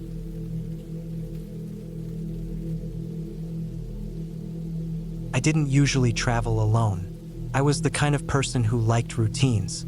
Wake up, make coffee, go to work, eat dinner, scroll on my phone, sleep. Nothing strange, nothing exciting. So when I decided to take a solo trip to a cabin deep in the woods, it was out of character. But I had my reasons. Work had been too much. I'd been dragging my body into the office every morning just to sit in a chair under fluorescent lights and feel my eyes dry out while clicking through spreadsheets. Deadlines piled up. My manager snapped more often. Some people had already quit. I didn't blame them. One day, my coworker James overheard me muttering about needing a break. That's when he mentioned the cabin. Said it belonged to his uncle. Secluded, quiet, deep in the trees. No Wi-Fi, no service. Exactly what I said I needed. He even offered to call his uncle and let me stay there for free, just to get away. I didn't even think twice. I said yes, took a week off work, packed the bare minimum, and left the next morning. I drove 4 hours north, past the suburbs and small towns, past gas stations and stores until they disappeared behind thick woods. The last half hour was on dirt roads. I checked the directions James had written down on a piece of paper, watching the fuel gauge drop slower than the trees passed by. By the time I got to the cabin, The sky was already turning orange. The place was even more remote than I imagined. There were no other houses or cabins nearby. Just a clearing in the woods and a dark brown cabin sitting in the middle of it like something out of a hunting magazine. It had one front window, a small porch, and steps made from uneven stone. I didn't see any car, just a fire pit in the dirt and some chopped wood stacked against one wall. I parked my car on the edge of the clearing and stepped out. It was completely silent. No wind, no birds, no buzzing insects, just still air and the tall, straight trees surrounding me in every direction. I felt like I'd stepped into a bubble where sound didn't reach. The key was under a rock near the steps, just like James said. The door creaked when I opened it, and the inside smelled like old wood and dust. Not dirty, just unused. There was one big room with a bed against the far wall, a couch, a table with 2 chairs, and a small kitchen area with a sink, a few shelves, and a propane stove. There was a small bathroom too, just a toilet and a shower stall. No mirror. I dropped my bag on the bed, walked back out to get my cooler from the car, and put my food in the small fridge that ran on propane. I didn't bring much: eggs, bread, canned soup, snacks, water bottles. Enough for a few days. I sat down on the couch, turned my phone on, and like expected, there were no bars. No Wi-Fi either. Felt weird, but good. That first night was quiet. I made eggs and toast on the small stove, ate at the table, and read a book by the soft yellow light of a gas lantern James left for me. The cabin didn't have electricity, but it didn't bother me. It was kind of peaceful. I slept early. I woke up to complete silence. I looked at my phone, but it was dead. I forgot to charge it from my car's USB port the night before. I didn't really need it anyway. I just stayed in bed for a while, listening. The kind of listening you do when you're trying to hear something, anything. But there was nothing. Not wind, not birds, not leaves rustling. Just silence that pressed against my ears. I got up, made instant coffee, and took it outside. The morning air was cold. My breath made fog as I walked barefoot on the porch. I looked out at the woods and suddenly felt small. It was beautiful, sure, but it also made me feel like I was somewhere I didn't belong. I took a sip, tasted metal from the tin cup, and went back inside. I spent most of the day doing nothing. I read more, made soup, wrote in a notebook, and took a short walk around the clearing. There wasn't much to see, just endless trees in every direction. The cabin didn't have a clock, and I wasn't wearing a watch, so time moved strangely. I didn't know what hour it was most of the time. I guessed from the sun, but even that didn't help much under all the trees. By the 3rd day, something started to feel wrong. I woke up in the middle of the night feeling like I'd heard a sound, but when I sat up and listened, it was silent again. I thought maybe I'd imagined it. But when I got out of bed the next morning, I noticed the door wasn't fully closed. I was sure I had locked it before sleeping. I remembered clearly turning the latch. I went outside, and the air felt colder than before. The sky was cloudy. Everything looked a little different, but I couldn't say how. It was just a feeling. I stepped off the porch and walked around the cabin. Nothing looked touched. The woods were still empty, but the stillness didn't feel peaceful anymore. It felt heavy. That night, I stayed up later. I sat on the couch, lantern on, trying to read, but I kept looking at the window. There were no curtains. I kept seeing my own reflection in the glass, but sometimes I wasn't sure if it was just me. I got up a few times to check the door, making sure it was locked, then checking again minutes later. Couldn't relax. Around midnight, I heard a sound. This time I was sure of it. It was soft, like a footstep outside. I froze. I didn't move for a full minute, just listened. Then I heard it again. A slow step, crunching dry leaves or sticks. I turned the lantern off and waited in the dark. My eyes adjusted slowly. The room was quiet again. I crept toward the window and tried to look out, but all I could see was black. I waited by the window for over an hour, not moving, barely breathing. But there was nothing else. No more steps, no sounds. I finally went to bed when I couldn't stay awake anymore, but I didn't sleep well.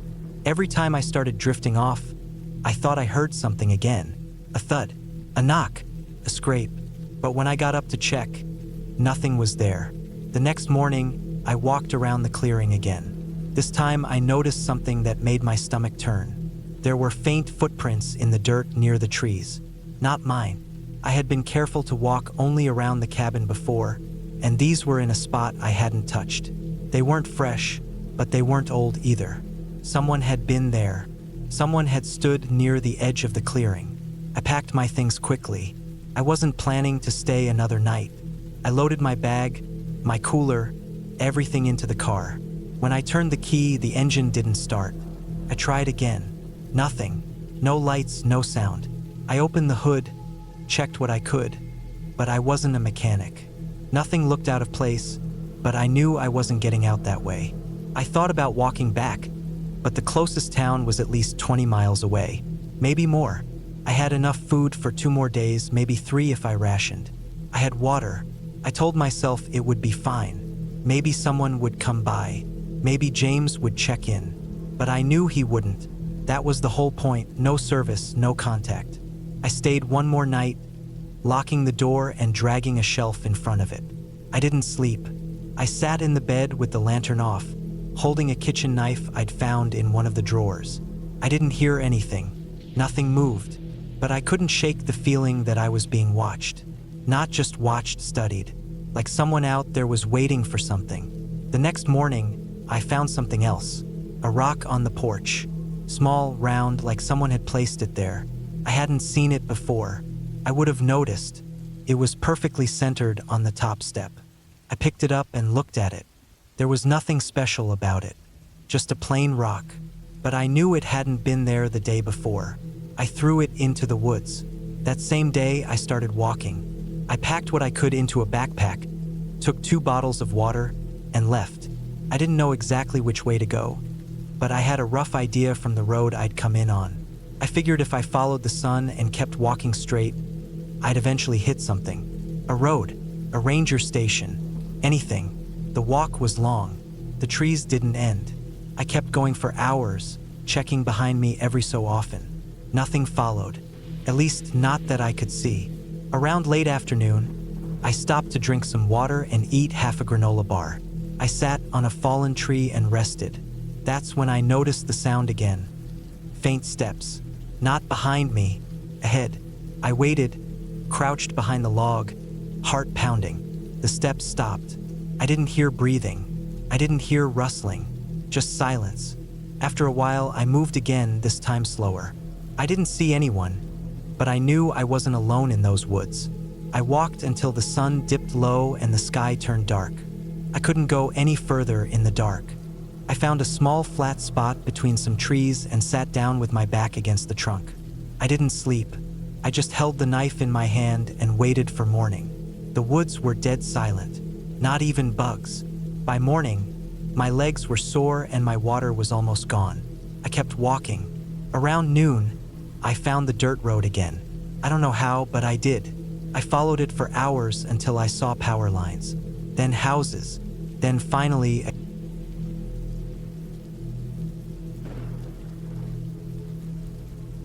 I hadn't taken a proper break in over a year. The last time I took time off work, it turned into a disaster because I ended up spending the whole week fixing things around the house. This time, I made sure to leave town and get as far away from people and my usual routines as possible. I rented a remote cabin up north, just past the outskirts of a small mountain town in Montana.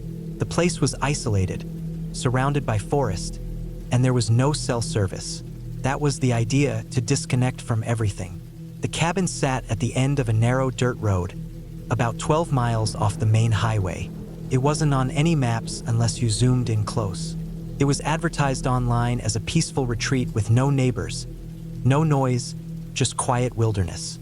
It had a small lake just a few hundred feet behind it, a fire pit, and even a shed with firewood already stacked for the season. The owner emailed me basic directions and a warning about the lack of internet, phone signal, and radio reception. That didn't bother me. That was the entire point. I arrived just after noon on a Friday. It was mid-September. The trees had already started to turn yellow and red, and the mornings were cold. I drove up a winding dirt trail that scraped the bottom of my car more than once. When I reached the cabin, I stepped out and immediately felt how quiet it was. No distant sounds of cars or planes.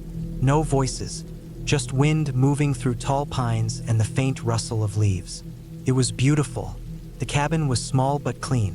One room served as a kitchen and living space with a small table, a couch, and a wood-burning stove. There was a separate bedroom with a simple bed and thick blankets. No TV, no radio, no microwave, just the essentials. There was running water, though the tap pressure was low, and the lights worked, powered by a small generator out back that ran off propane. I had brought enough fuel to last the week. The first 2 days were peaceful. I spent the mornings fishing at the lake, catching small trout I fried in a cast iron pan on the stove. I read books I hadn't touched in years. I made coffee in a tin percolator and sat on the porch for hours. It was exactly what I wanted, quiet and nothing to do. On the third night, something changed. I went to bed around 9 p.m. that night after cleaning up from dinner. The temperature had dropped fast once the sun went down. I stoked the stove with fresh wood before I climbed into bed. I woke up at some point deep into the night. I didn't know what time it was. The fire had gone out, and the cabin was freezing. I rolled over and pulled the blanket tighter around me. That's when I thought I heard something outside. It sounded like someone walking around in the leaves just beyond the cabin. I held my breath and listened. The sound stopped. I figured maybe it was an animal. I had seen deer and even a fox near the lake earlier that day. Still, something about the sound bothered me. It was the rhythm. It wasn't random like animals stepping through brush. It sounded steady, like someone walking carefully. I didn't have any weapons with me, just a long metal flashlight and a pocket knife. I stayed in bed, listening. After a while, I must have fallen back asleep. The next morning was foggy. I stepped outside and looked around the cabin. The grass was damp. I checked around the sides of the building and found nothing. No prints, no signs of animals.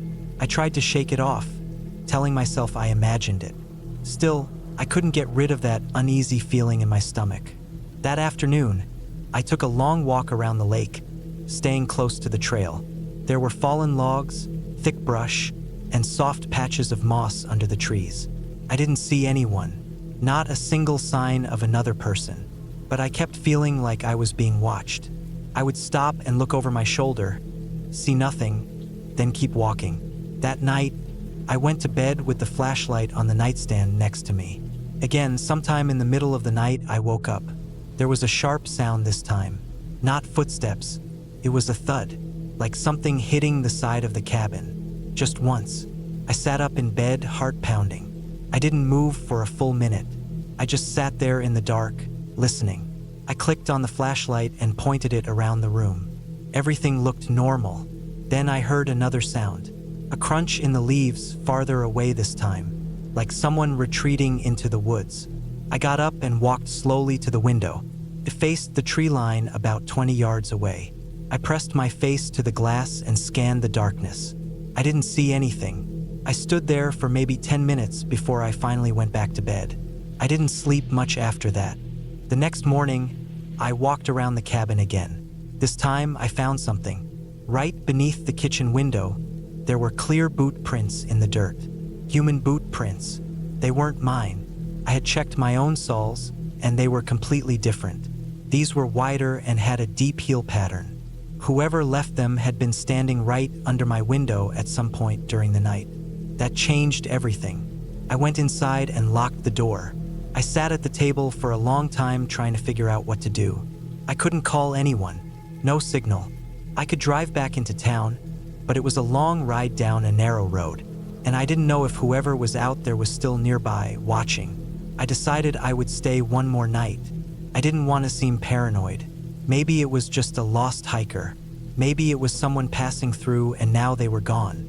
But deep down, I didn't believe that. That night, I didn't go to bed. I turned off all the lights, sat in the living room chair with the flashlight across my lap, and waited. It was around 1 a.m. when I saw movement outside the window. I had pulled the curtain back just a crack. Enough to see out, not enough for anyone to see in. There was a figure standing at the edge of the trees. Still, just standing there. I could barely make out the shape in the moonlight, but it was a man. He wasn't moving, just watching the cabin. I didn't breathe. I didn't move. He stood there for over 20 minutes. Then, slowly, he stepped back into the darkness of the forest. I stayed up the rest of the night. When the sun came up, I packed my things. I threw everything into the car and started driving. I didn't care about the rental period or the deposit. I just wanted to get out of there. But I only made it about 4 miles before I had to stop. There was a tree across the road. It wasn't just a fallen tree. It had been cut, clean, a straight cut through the trunk with a chainsaw or handsaw. And it hadn't been there the day before. Someone had put it there deliberately. I got out of the car and looked around. The road was narrow with thick trees on both sides. There was no way to drive around it. I didn't have a saw or axe. I couldn't move it by myself. It was too thick and too long. I started to feel panic creep in. I stood there for a few minutes, listening. Nothing. No birds. No wind. Nothing. I turned around and drove back to the cabin. Back inside, I locked the door and pulled the shades down. I sat at the kitchen table again and stared at the walls. I didn't have a plan. I couldn't leave unless I hiked out on foot, but I didn't know the terrain well enough. The forest was thick and the closest road was miles away. I thought about making noise, firing off something, but I had no gun. I decided I would wait until morning, then try hiking out during the day when I could see where I was going. That night, everything got worse. I stayed awake again. I turned off all the lights and sat on the floor near the door. Around midnight, I heard something on the porch. Wood creaked. Then something brushed against the front door. A soft scrape. I held my breath and stayed completely still. Then I heard it again. Footsteps walking slowly around the cabin. They circled twice. Then silence. I waited until sunrise, grabbed my backpack, and left on foot. I took the trail around the lake and followed the tree line east. I had studied the maps before, and I knew there was a small service road a few miles out. I hiked for hours, moving quickly, not stopping for anything. I kept turning around, checking behind me, scanning the trees. I didn't see anyone, but I knew they were still out there. When I finally reached the road, I walked along it for another few hours until I saw a truck. I flagged the driver down and told him I was lost. I didn't tell him the real reason I was there. He gave me a ride back to the main highway where I called the sheriff. They sent someone out to check the cabin. I waited in town. Later that day, the deputy came back and told me the place was empty. No signs of anyone, no footprints, no damage, just an old tree across the road, which they assumed had fallen in the wind. I asked them if they checked the tree stump. They didn't seem interested, said it was probably wildlife or my imagination. I left town that same day. I never went back. A week later, the cabin owner emailed me asking why I left early and if I wanted to leave a review. I didn't respond. I didn't write anything. I don't go out into the woods alone anymore. Even now, in the city, I check outside my window at night and sometimes think I see someone just beyond the light. But I know what I saw. I know someone was out there, watching, waiting. They didn't want to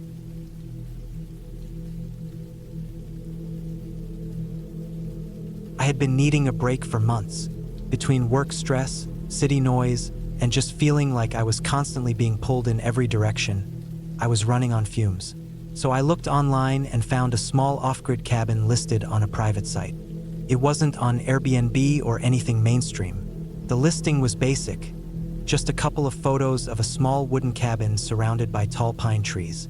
It said the cabin had no electricity or running water, just a propane stove and some solar-powered lights. That was perfect for me.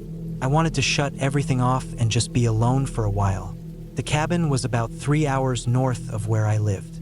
The last hour of the drive was on unpaved forest roads. No signs, no other cabins or homes that I could see. I passed a rusted gate that was wide open and kept following the dirt path until it ended in a small clearing. The cabin sat right in the middle. It looked even smaller than the pictures had shown. There was a front porch with 2 wooden chairs, a fire pit about 15 feet out front, and an outhouse further back near the trees. No other buildings, no cell signal, no other roads in sight. I parked my car off to the side and stepped out. The air was clean and cool. The only sounds were the wind through the trees and a few birds chirping. I could already feel some of the tension starting to ease from my shoulders. Inside the cabin was just a single room, a bed against one wall with an old sleeping bag on top, a small table with 2 chairs, a counter with a propane burner and a couple of mismatched pans, a shelf with some canned food, paper towels, matches, a solar lantern, and a first aid kit. There was also a 5-gallon jug of drinking water. That was it. No bathroom, no fridge, no heater except for the wood stove in the corner. I didn't mind. I had brought my own food, an extra water jug, my sleeping bag, and a few books. I had my pocket knife and a small hatchet, some flashlights, and a notebook. My phone was already turned off. I was determined to not even look at it for the whole week. The first day went by quietly. I unpacked my stuff, started a small fire in the fire pit, and cooked a can of beans over the flame. When it got dark, I used the solar lantern to read for a bit, then lay down on the bed and fell asleep early. It was a little cold, but the sleeping bag was warm enough. I didn't hear anything all night except the wind outside. The next morning, I made some instant coffee using the burner inside, then took a walk around the area. There was no real trail, just thick forest in every direction. I didn't wander too far. I had no GPS and didn't want to risk getting lost. I walked maybe a quarter mile out in each direction and made mental notes of what the trees and terrain looked like. There were animal tracks in the mud, mostly deer and some raccoon prints near a small creek I found. When I got back to the cabin, everything was just how I had left it. I chopped some wood from the small stack beside the cabin, enough for a fire that night, then spent most of the day reading. I made some soup for dinner and sat outside watching the sun go down. Still no people, no noise, no cell signal. It was exactly what I needed. The first strange thing happened that night. I had been asleep for a few hours when I woke up to a noise. It wasn't loud, just a soft crunching sound like footsteps in dry leaves. At first, I thought it might be a deer. The cabin had no curtains, so I could see out through the small windows into the dark woods. I lay still and listened. The sound came again, soft, slow steps. Then it stopped. I sat up quietly and picked up my flashlight. I didn't turn it on right away. I just listened. For a while, there was nothing. Then the sound started again, closer. A few steps, then a pause. Then a few more. It was hard to tell how far away it was, but it sounded like it was coming from the left side of the cabin. I waited a bit, then switched on the flashlight and aimed it through the window. Nothing, just trees and the edge of the clearing. I kept the light on for a few minutes but didn't see anything move. Finally, I lay back down, but I didn't fall asleep for a long time. The next morning, I walked around the cabin looking for tracks. The ground was soft in some spots, but I didn't see anything clear. A few animal prints, maybe a raccoon or squirrel. I tried to shrug it off. Probably just a deer wandering close during the night. But that night, the same thing happened again. I heard the steps outside, slow, deliberate stopping and starting. They circled the cabin this time. I stayed absolutely still in bed, flashlight in my hand, breathing as quietly as I could. At one point, I heard the faint creak of one of the front porch steps, like someone had stepped on it and backed off. Again, I didn't see anything out the window, but the sound was unmistakable. By the third night, I was on edge. I hadn't seen anyone or anything, but I couldn't shake the feeling that someone was out there watching me. I started keeping my hatchet beside the bed. I left the lantern on all night. I didn't sleep more than a few hours. That day, I decided to hike out a bit further to see if maybe there were any signs of another cabin or campsite nearby. I marked my path with bits of ribbon from a roll I'd brought. I went out about 2 miles before turning back. I didn't see anything unusual, just more trees, more brush, more quiet.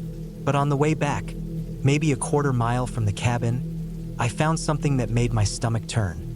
There was a pile of stones stacked in a neat little tower about knee-high. It wasn't natural. Someone had put it there. On top of the stack was a dead rabbit. Its throat had been cut clean, and its body was stiff like it had been there overnight. Flies buzzed around it. The blood had dried into the stones beneath it. I didn't touch it. I backed away and walked back to the cabin quickly, checking behind me every few steps. I didn't know what to think. Maybe some hunter or trapper lived out here. Maybe they were trying to scare me off. But why? That night, I didn't even try to sleep. I kept the lantern on and sat at the table with the hatchet and flashlight in front of me. Around 2 or 3 in the morning, I heard the steps again. This time they came from behind the cabin and moved along the side toward the front. Then I heard the unmistakable sound of someone dragging something. A long, scraping noise through the dirt and leaves. I didn't look out the window. I just sat there, frozen. Then everything went silent again. The first light, I stepped outside. I looked around the clearing, then went behind the cabin. There was a long mark in the dirt like something heavy had been dragged across it. It led off into the trees but faded out after 10 or 20 feet. I didn't follow it. I didn't want to be there anymore. I packed up everything and put it in the car, but the tank was low on gas. I hadn't filled it up before I drove out, and I wasn't sure I had enough to make it all the way back. The last gas station I remembered was at least 40 miles away. I sat in the car for a while trying to decide. I told myself I'd wait one more day, then leave at first light. If anything else happened that night, I'd drive out no matter what. I stayed inside the cabin all day. I kept the hatchet with me. I didn't cook anything. I didn't read. I just sat by the window and watched the woods.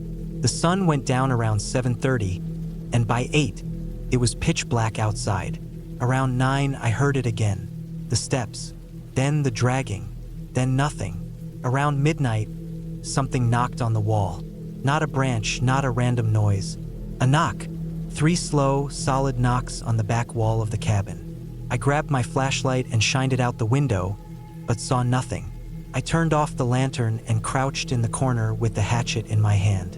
My heart was pounding so hard I could hear it in my ears. There were no more sounds, just total silence. At first light, I got in the car and drove out. I didn't care if I ran out of gas. I just wanted to be out of those woods.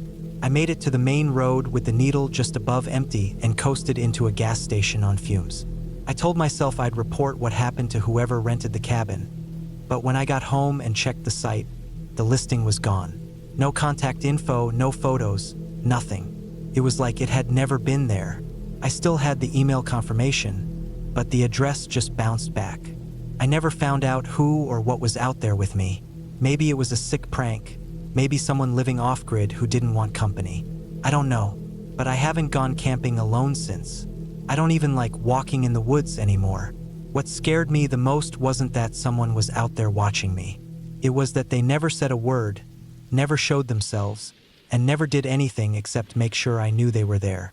Just enough to let me know I wasn't alone. And that was enough.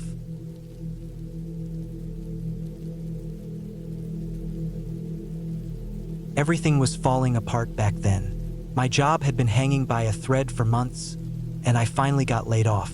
I was behind on rent. I was constantly tired, and my head always hurt. I couldn't sleep well in the city. I had that pressure behind the eyes, like there was too much going on all the time. So when my cousin mentioned this old cabin he hadn't used in years and told me I could stay there for free to clear my head, I agreed without thinking too hard about it. I packed what I could into the car. Clothes, some food, a propane stove, basic tools, my old .22 rifle, and my laptop. I left before the sun came up, hoping that a few weeks in the woods would be enough to sort me out. The cabin was deep in the northern woods, near no main roads. The last 20 minutes were on a narrow dirt path barely wide enough for one car, with thick forest pressing in on both sides. Pine and birch trees loomed high and dark. The GPS cut out 10 miles from the property. I had to rely on memory, but the path was clear enough. By the time I saw the small clearing where the cabin sat, I was already feeling better. The place looked just like the photos. Wooden frame, mossy shingles, a tin chimney, and a small deck out front. No other buildings in sight, no power lines, no fences. Just a small, lopsided shed about 15 yards behind it. The air smelled clean. Everything was quiet except for wind and birds. Inside, it was simple. One room with a bed, a small table, 2 chairs, and an old cast iron stove in the corner. A few shelves, a rug that smelled faintly of mold, a single window facing the clearing. I opened all the shutters to let some light in and spent the afternoon unpacking and cleaning. I swept up dead bugs, mouse droppings, and a few dry leaves that had blown in through the cracked window frame. That first night was the best sleep I'd had in months. The days that followed were quiet. I read, chopped some wood, walked through the woods behind the cabin. I saw deer prints and once heard coyotes far off.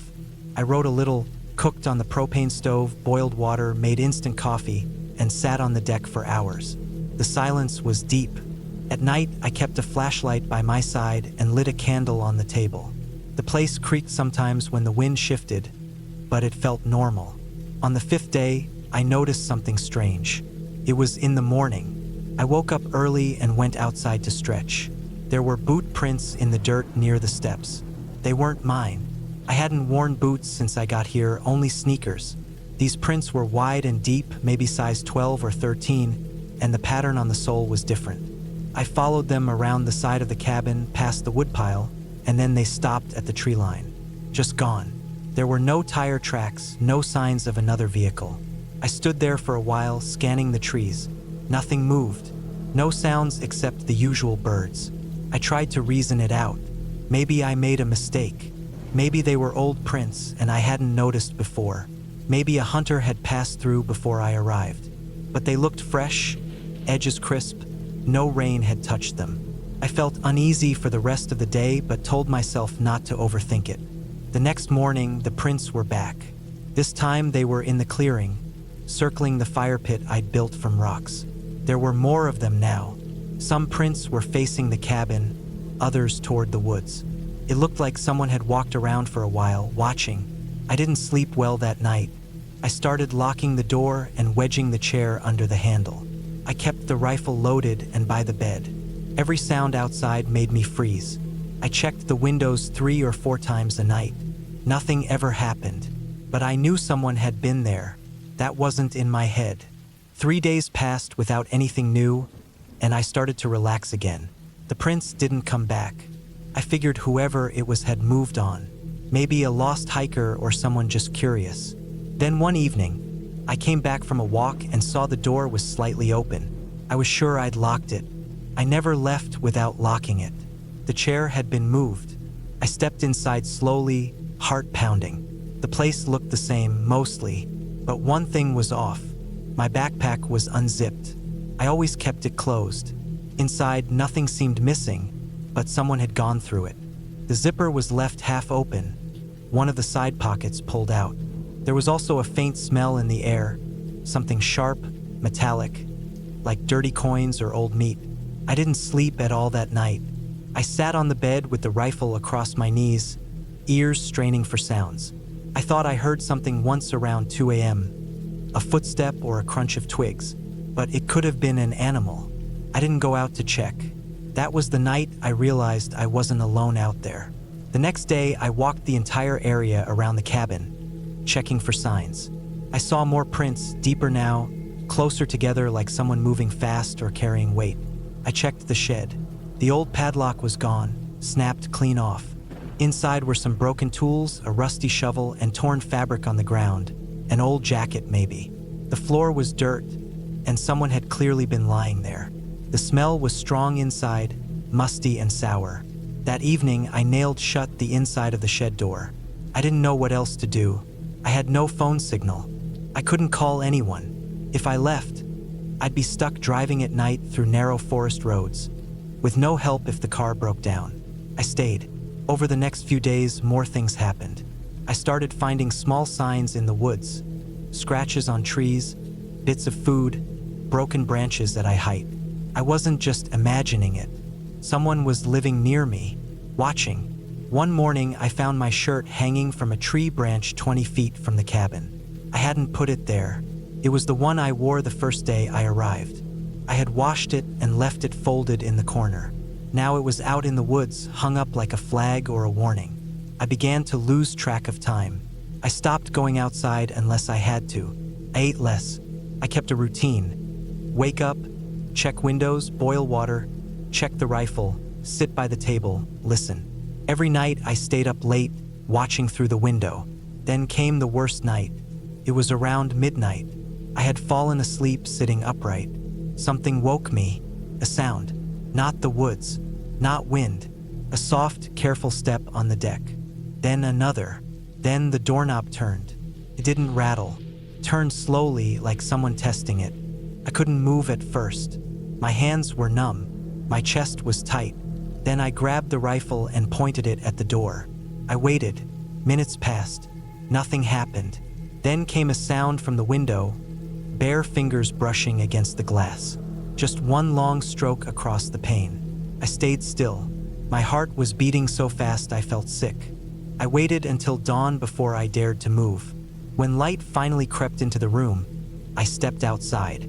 No one was there, but on the window pane, there were 4 long smears in the dust, finger marks. Just below them, a small piece of white cloth was caught on a nail. Looked like it had torn from a shirt or a sleeve. I packed everything that morning. I left before noon, drove the narrow trail in one long stretch until I hit a paved road. I didn't stop once. When I reached the first town with cell service, I called the sheriff's office. They said they'd send someone to check the place out. I never heard back. Later, I asked my cousin more about the cabin. He admitted he hadn't been there in 10 years. Last he heard, some squatters had been seen in the area a few years back, but no one had followed up. That was 2 years ago. Since then, I haven't gone back. I still think about it, though, how someone was already living there, hiding in the woods or maybe even in the shed. How they never spoke, never showed themselves, just watched, moved my things, left signs, played games, and I still wonder what would have happened if I hadn't locked the door that night, or if I'd stayed one more day.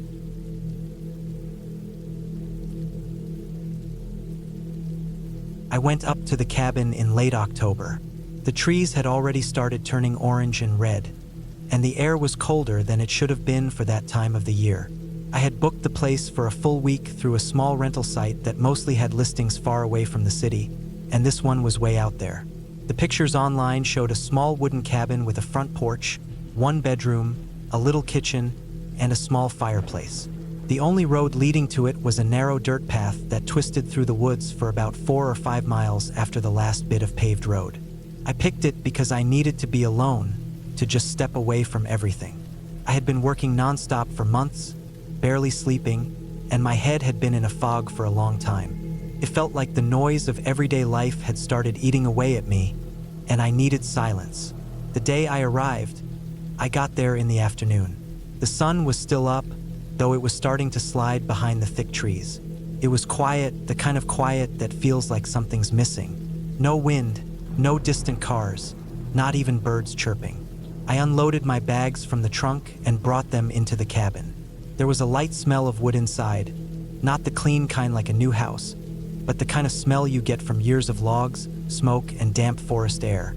Felt real, like the kind of place someone used to live in full-time before it turned into a rental. The inside was simple.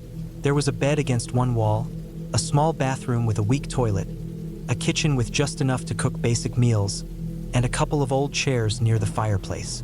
I didn't bring much with me, just some clothes, a cooler with food, and my laptop in case I got bored. But the whole point of coming here was to get away from all that.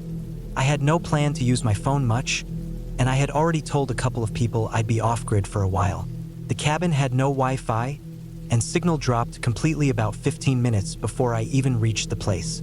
I spent the first night just walking around the area. There was a trail behind the cabin that went out into the woods. It wasn't marked or anything official, just a narrow path that had been stepped on enough over time to keep the undergrowth away. I followed it for a bit but didn't go too far. It felt like the kind of woods where you could get turned around fast. Every tree looked the same, and the deeper you went, the thicker everything got. I came back before dark and made something simple to eat on the little gas stove inside. I sat by the fireplace, fed a few logs into it, and listened to the crackle as it got dark outside. That night was quiet, but I couldn't sleep well.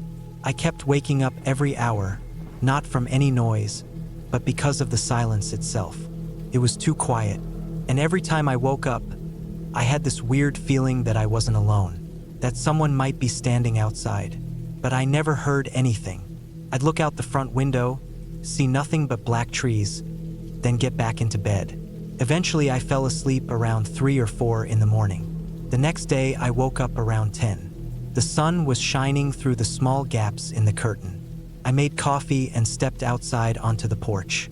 That's when I saw the first sign that something was off. There were tracks in the dirt. Not animal tracks. They looked like boots. Not mine. They started near the edge of the trees and came straight up to the porch, right in front of the steps, then turned and walked back the same way. I stood there staring at them for a while, not really sure if I was just seeing things wrong. But I had boots too, and I stepped next to them. The prints weren't mine. They were wider and the tread was different. They had a deep line through the center. I looked around, saw nothing. The woods were still. The trees barely moved. I walked to the edge of the clearing and looked between the trees, but there was no one out there. I told myself maybe someone came by during the night and saw the cabin and just walked up out of curiosity. Maybe a hunter or a hiker. Even though the place was marked private, people don't always respect that. Still, it made my skin crawl a little. I stayed close to the cabin that day. I chopped a little firewood from the old stack beside the shed. Even though I didn't need more, I just wanted something to do. That night, I locked the door and pushed one of the chairs against it. I don't know why. It just made me feel better. I kept the fire going for hours even though it wasn't too cold. I didn't even read or use the laptop. I just sat there and stared at the flames, trying not to think too much. Sometime after midnight, I thought I heard something outside. Not footsteps, not breaking branches, just a soft scrape, like someone lightly dragging something across the porch. I turned off the fire and waited, not even breathing for a while. I couldn't see outside from the chair, so I moved slowly and peeked through the small window near the door. It was pitch black out there, but the moon was strong enough to shine a little light between the trees. I didn't see anything. I didn't sleep again that night. The next morning, I checked outside first thing. The prints were back. New ones. Same boots. This time, they came around the side of the cabin too. I walked slowly around the back and found more prints there as well. They circled the whole place. That's when I knew someone was coming here at night. Someone was watching me. I stayed calm. I told myself maybe it was the owner checking on the place. But the prints were fresh, and they didn't match the guy's shoes from the photo on his listing. His photo showed some kind of sneakers, not these thick, heavy boots. I tried to shake the feeling off and made some food. I cleaned up the inside of the cabin, double-checked all the windows, made sure they locked right. I even wedged a piece of firewood against the back door. That day, I sat on the porch for a long time with a hammer in my hand. It was the only thing I could find that made me feel like I had some control. I stared into the woods for hours, but nothing moved. The sun started going down around 5, and the chill in the air got deeper.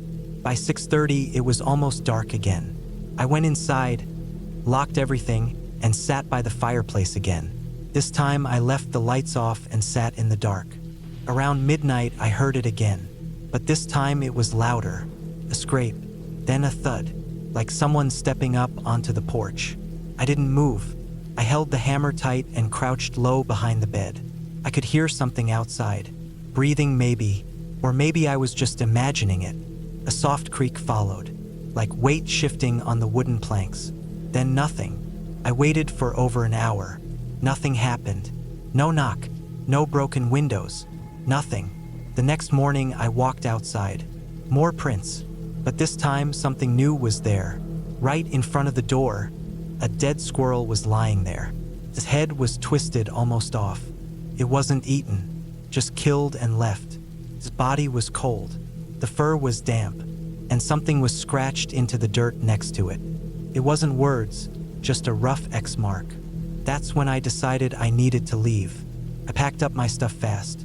I threw everything into my bag and put it in the car. I went back in just to grab my phone charger and make sure I didn't leave anything. When I stepped outside again, I froze. There was someone standing at the edge of the woods, far enough that I couldn't see their face, but close enough that I could see the shape of them. Tall, standing perfectly still, facing me, not moving. I got into the car and locked the doors. My hands were shaking as I turned the key. The engine took a second longer than usual to start. When it did, I backed up too fast, skidded on the dirt a little, then sped down the trail, branches hitting the sides of the car. I didn't stop driving until I was back on the main road. I didn't even check the rearview mirror. When I got to the first town with cell signal, I pulled over at a gas station and called the owner of the cabin. I didn't tell him everything. I just said there were signs someone had been there and I didn't feel safe. He sounded confused, but said okay. That was it. I went home the same day. For weeks after that, I kept looking over my shoulder. Every little noise in the house made me tense. I kept thinking maybe whoever it was had followed me. Maybe they were just messing with me. But the kind of person who goes to a cabin at night, walks around it, leaves a dead animal and scratches marks into the dirt, they aren't just messing around. They're practicing. They're enjoying it. I don't know who that person was. I don't know what they wanted. But I know for sure that it wasn't random. They had to know I was alone. They had to be watching. And they were careful, quiet, patient. I still check the locks every night, twice. I don't go on solo trips anymore. I don't even go far from town. Sometimes I still see the same boot prints in my mind. The dead squirrel, the scratched X in the dirt. People think the woods are peaceful, but there are things out there. Not monsters, not ghosts, just people, real people. And sometimes that's worse than anything else.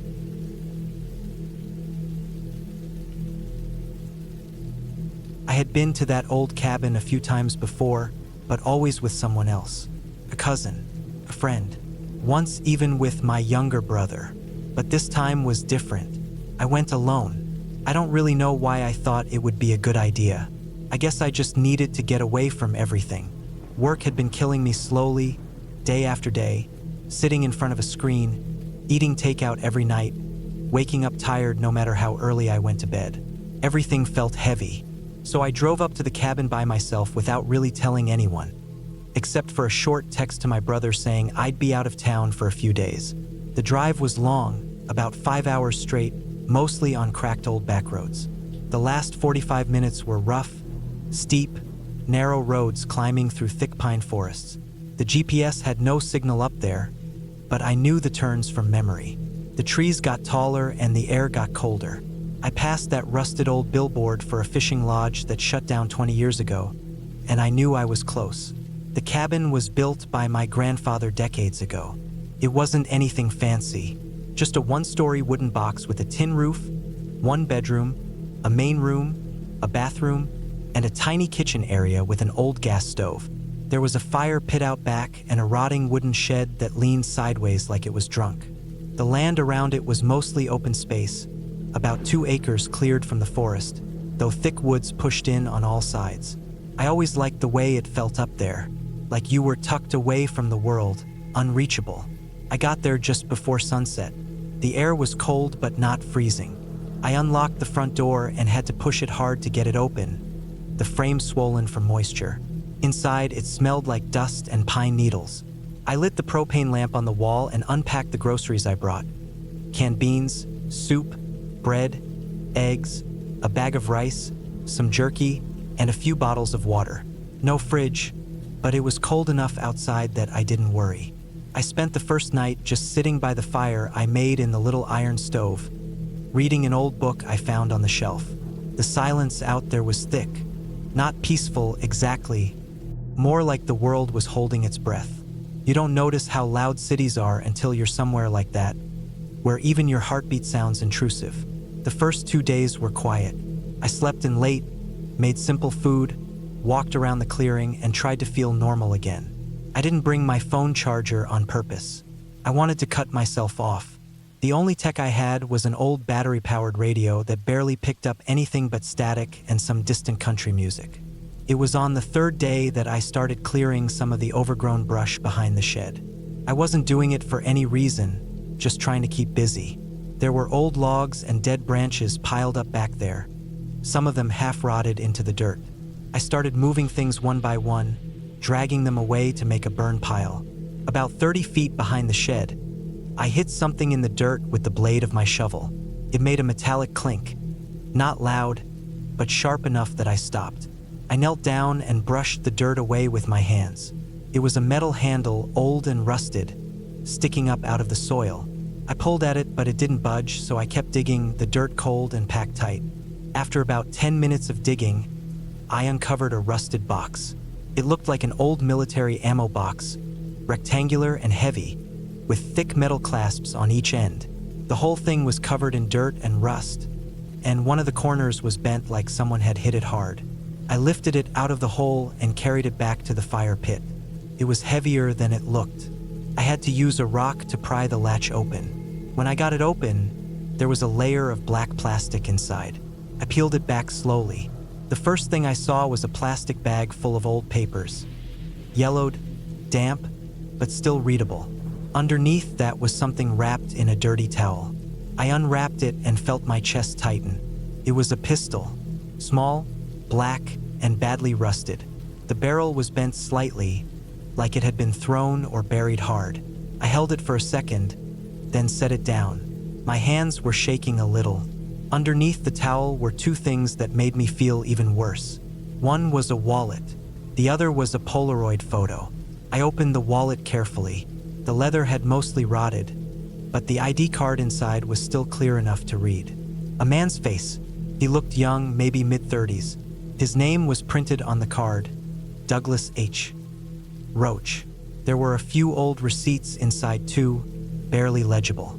One was from a gas station in a town about 40 miles west.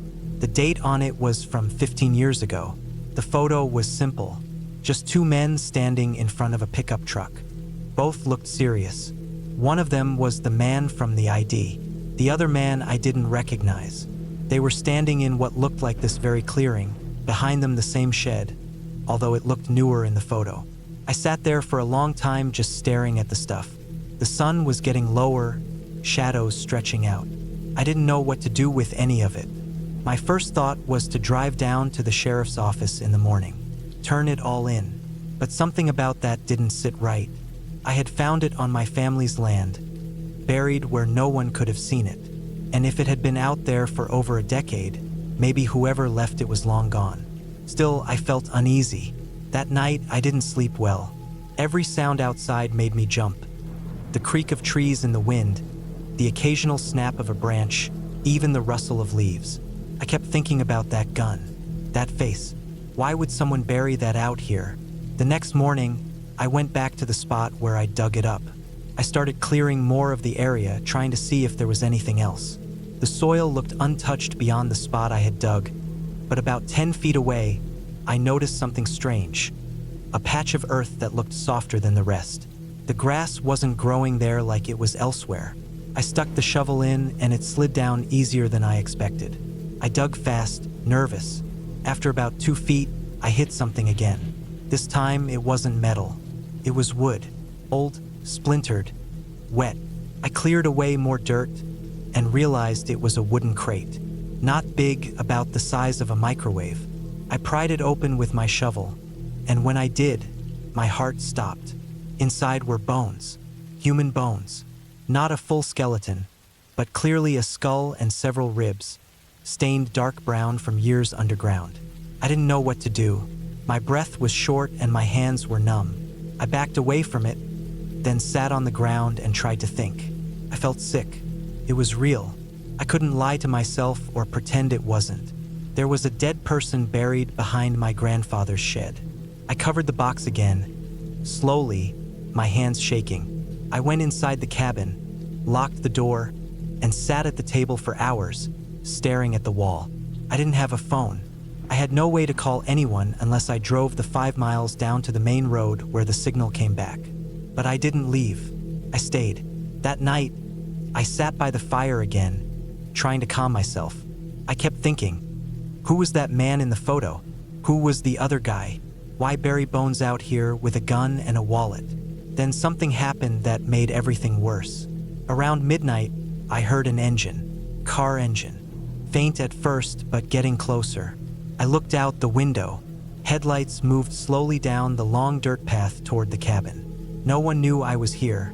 I never posted online, never told anyone except my brother. And even then, I didn't give him the exact location. I killed the lantern and crouched near the window. A black pickup pulled up and stopped about 20 yards from the front door. The engine shut off. I waited, After a minute, the driver's door opened and a man stepped out. He was tall, wore a dark jacket and a cap.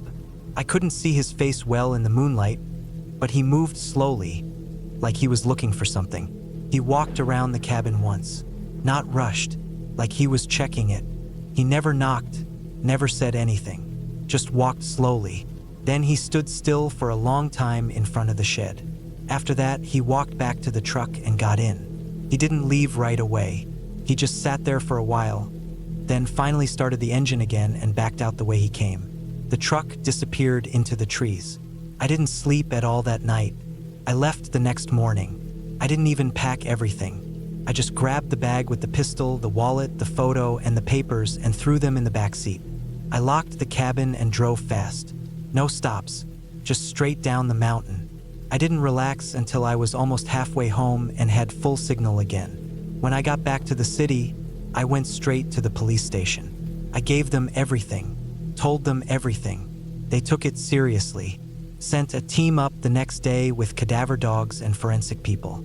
I didn't go with them. I stayed in the city waiting. A few days later, they called me. The bones were real. The skull belonged to a man named Mark Ledbetter, reported missing 16 years ago. He had last been seen in the same county, working construction jobs under the table. The man in the photo with him was identified too, the one from the wallet, Douglas Roach.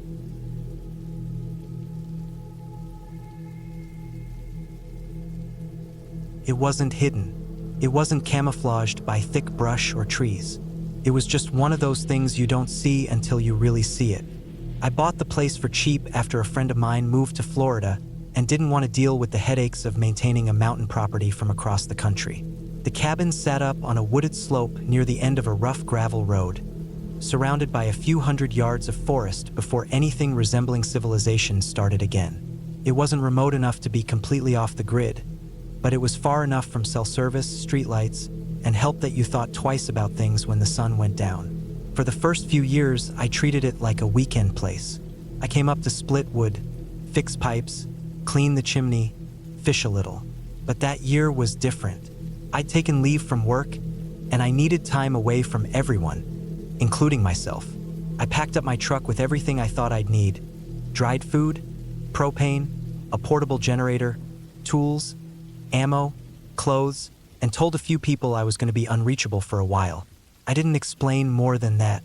I just needed the silence. The cabin itself wasn't anything special. It had one bedroom, a small kitchen, a narrow bathroom with a composting toilet, and a shower that only worked when I heated water and poured it into the gravity-fed tank overhead.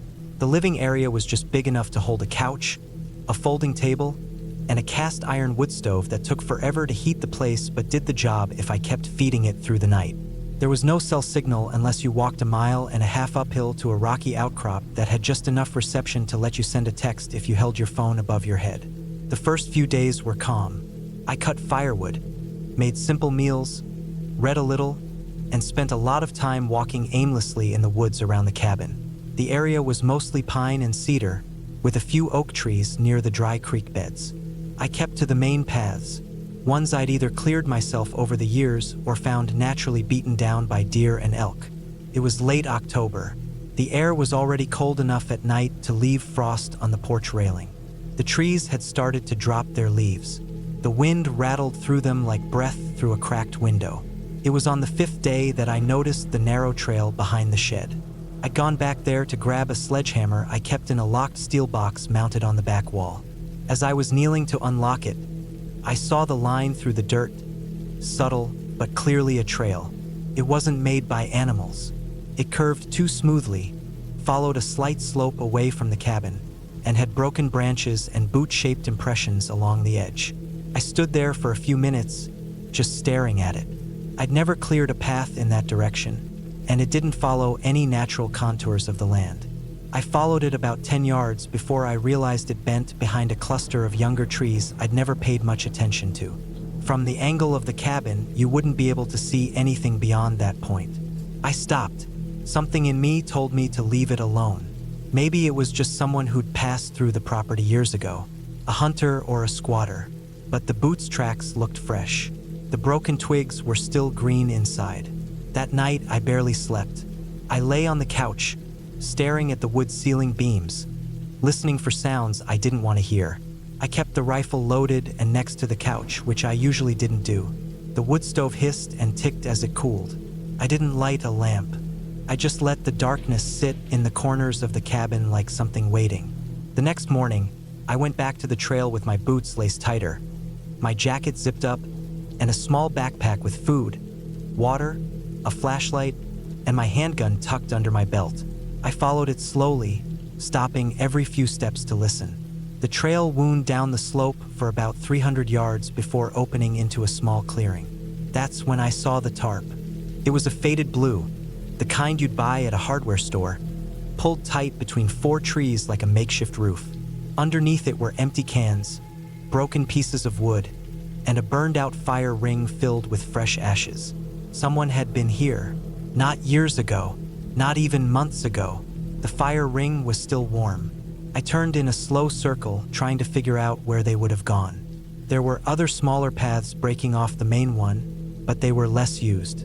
I didn't follow them. I backed out the same way I came, but the whole walk back I felt something behind me, watching. Back at the cabin, I locked the door, pulled the curtains closed, and sat with my back to the wall for hours. I kept telling myself it didn't mean anything. Someone was camping. People do that. They might not have even known my cabin was nearby. Maybe they'd left already. Maybe I was just overthinking everything. But something kept gnawing at me. The tarp looked too clean. The footprints around the fire ring weren't just one set. They were several, maybe 3 or 4, and one of them was small, like a kid's. But there weren't any kids in these woods. Not up here. That night, I didn't sleep at all. Around 3 a.m., I heard crunching outside. Not heavy. Not branches snapping, just slow, soft footfalls like someone trying not to be heard. I held my breath. I didn't move. It passed along the side of the cabin and paused near the back window. I didn't get up to look. I didn't want whoever it was to know I was awake.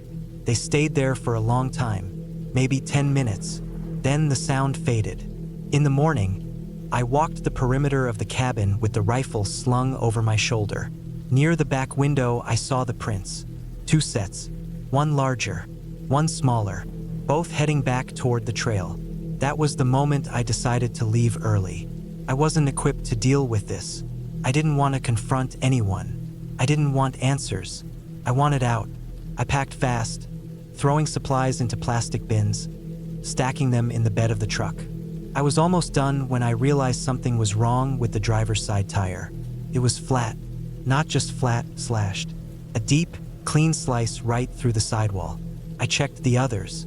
The rear passenger one was also cut. That was not the woods. That wasn't weather. That was deliberate. I stood there, in the cold wind, not knowing what to do next. Couldn't drive out. There was no signal. And if someone didn't want me leaving, they were probably still nearby. I spent the rest of the day sealing up the cabin. I nailed a few spare boards over the windows. I rigged a loud bell trap with fishing line and cans near the front steps. I filled a 5-gallon jug with water, placed food near the couch, and moved all my gear indoors. I knew I'd have to hike to the ridge for signal in the morning, but I didn't want to risk it in the dark. That night, I sat with the rifle on my lap, back to the corner, fire low in the stove. Around midnight, I heard something again. This time it was clear. Slow steps, more than one set, then a soft metallic sound, like something being dragged. Then nothing. I didn't move. I didn't even breathe. Then came the sound of something being set against the front door. Like metal, maybe a tool. I don't know what they were doing. I just know they didn't knock. They didn't try to come in. They were just there. After an hour, they left. I didn't move until sunrise. When light finally broke, I opened the door slowly. Sitting on the steps was a large rusted hacksaw and a folded piece of paper. The paper was blank. No writing, no drawings, just folded and left there like a statement. I packed again, this time lighter. I grabbed only what I could carry and hiked up the ridge. Took 2 hours. My legs felt like concrete. I kept checking over my shoulder every few minutes, but saw no one. At the top, I found signal. I called a friend and told him to bring a tow truck and a new set of tires. I didn't explain. I didn't say anything more than what was needed. It took him 5 hours to get up to the cabin with help. By then, I'd already gone back, grabbed my things, and kept the rifle close. We didn't see anyone. The tarp was gone. The fire ring had been buried, but the hacksaw was still there on the steps. I left it. I haven't gone back since. I sold the place 2 months later. Cheap. I never told the new owners about the trail behind the shed. I don't know if they've found it yet. I don't want to know. All I care about now is that I got out. I don't care who they were or what they were doing. All I know is they were close. Closer than anyone should be out there. And they didn't want me to leave. But I did. And I won't ever go back.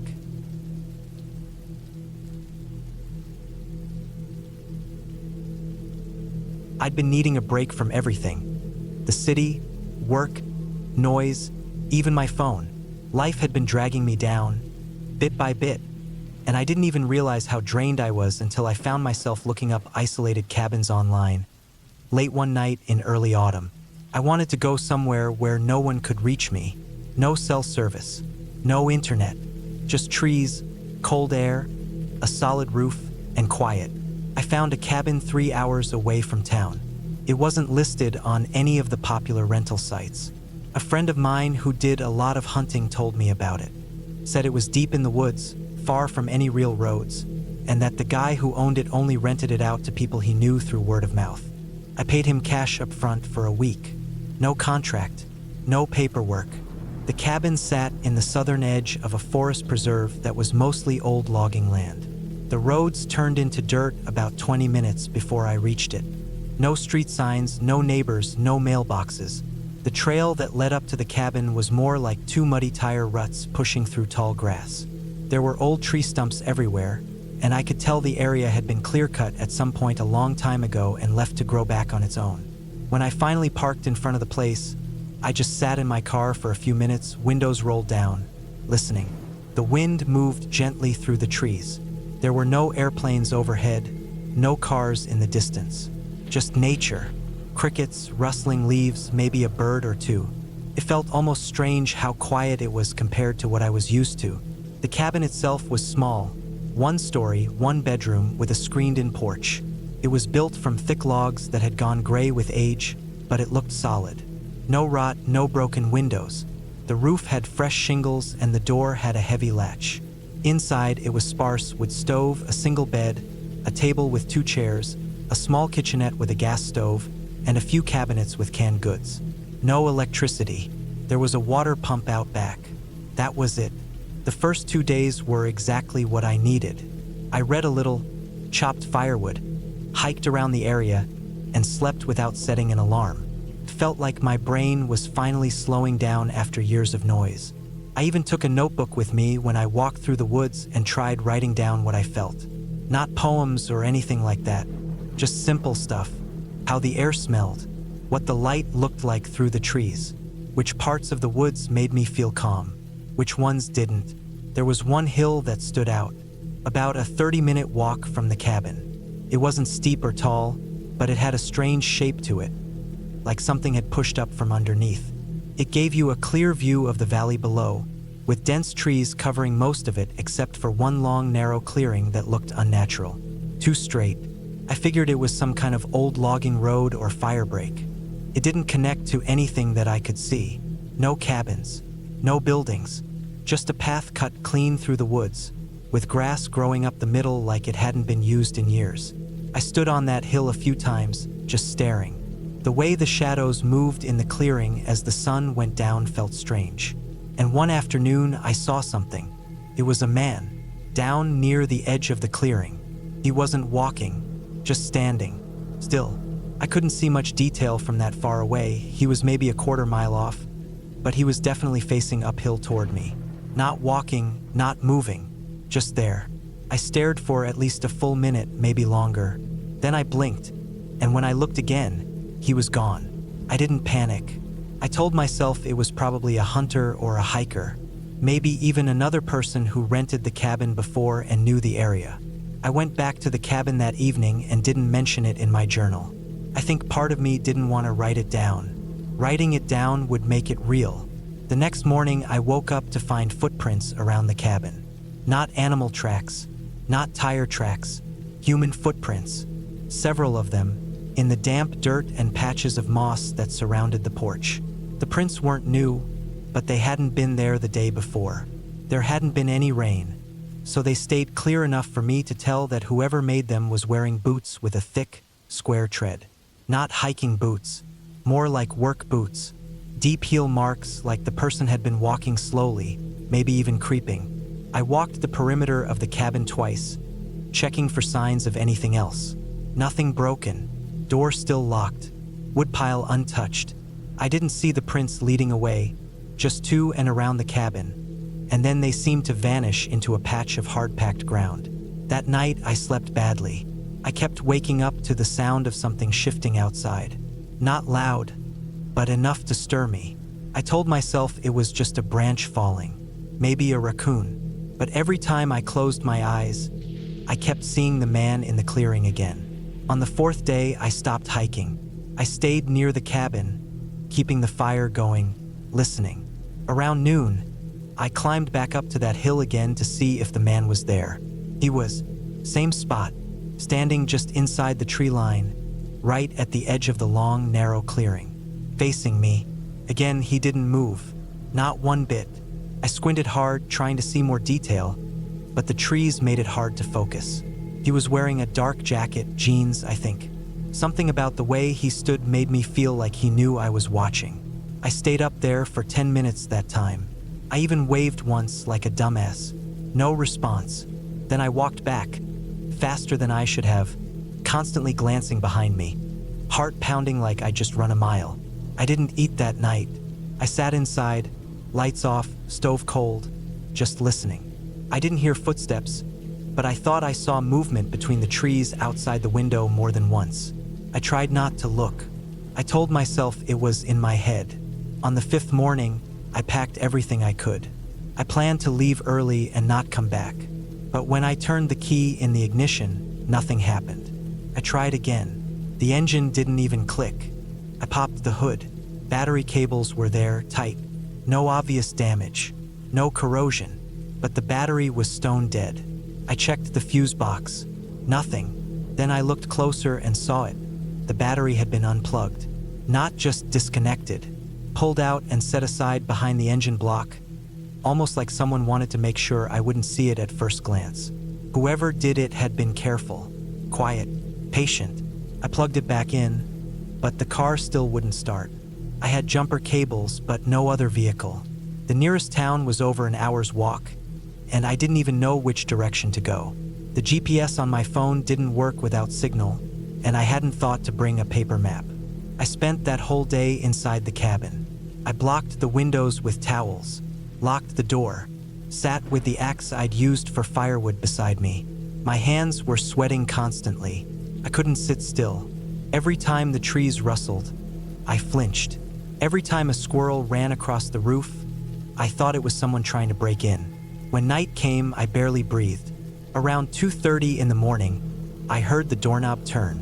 Not rattling, not shaking, just a slow, careful turn. I froze. The latch held. I hadn't forgotten it. Then silence.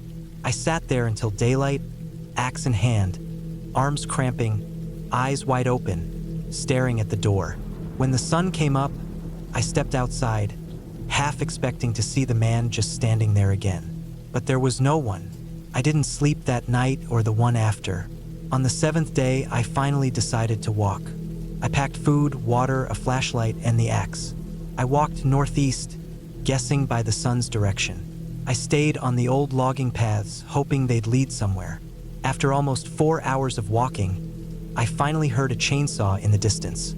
When I reached the source, I found 2 men clearing dead trees near a gravel road. I must have looked half crazy, tired, dirty, rambling about someone stalking me. They called the sheriff. When the deputies arrived and drove me back, the first thing they did was check the cabin and my car. Nothing was missing. No signs of forced entry. No footprints. No man. The battery was in place and the car started right up without any issue. They looked at me like I was just another paranoid guy who got too isolated for his own good. I don't blame them. I would have thought the same. I went back to the city the next day. Never told anyone else. Didn't even ask for my money back. I just left everything behind, the food, the clothes, even the axe. For weeks afterward, I kept checking behind me when I walked to my car or sat alone at home. I locked every door twice. I kept thinking I'd see him again, standing at the end of my hallway or across the street. I never did, but I still think about the way he stood, not hiding, not attacking, just watching, as if I'd wandered into a place I wasn't supposed to be. And I can't stop wondering if maybe he's still out there, standing in another clearing, waiting for someone else to come up that hill.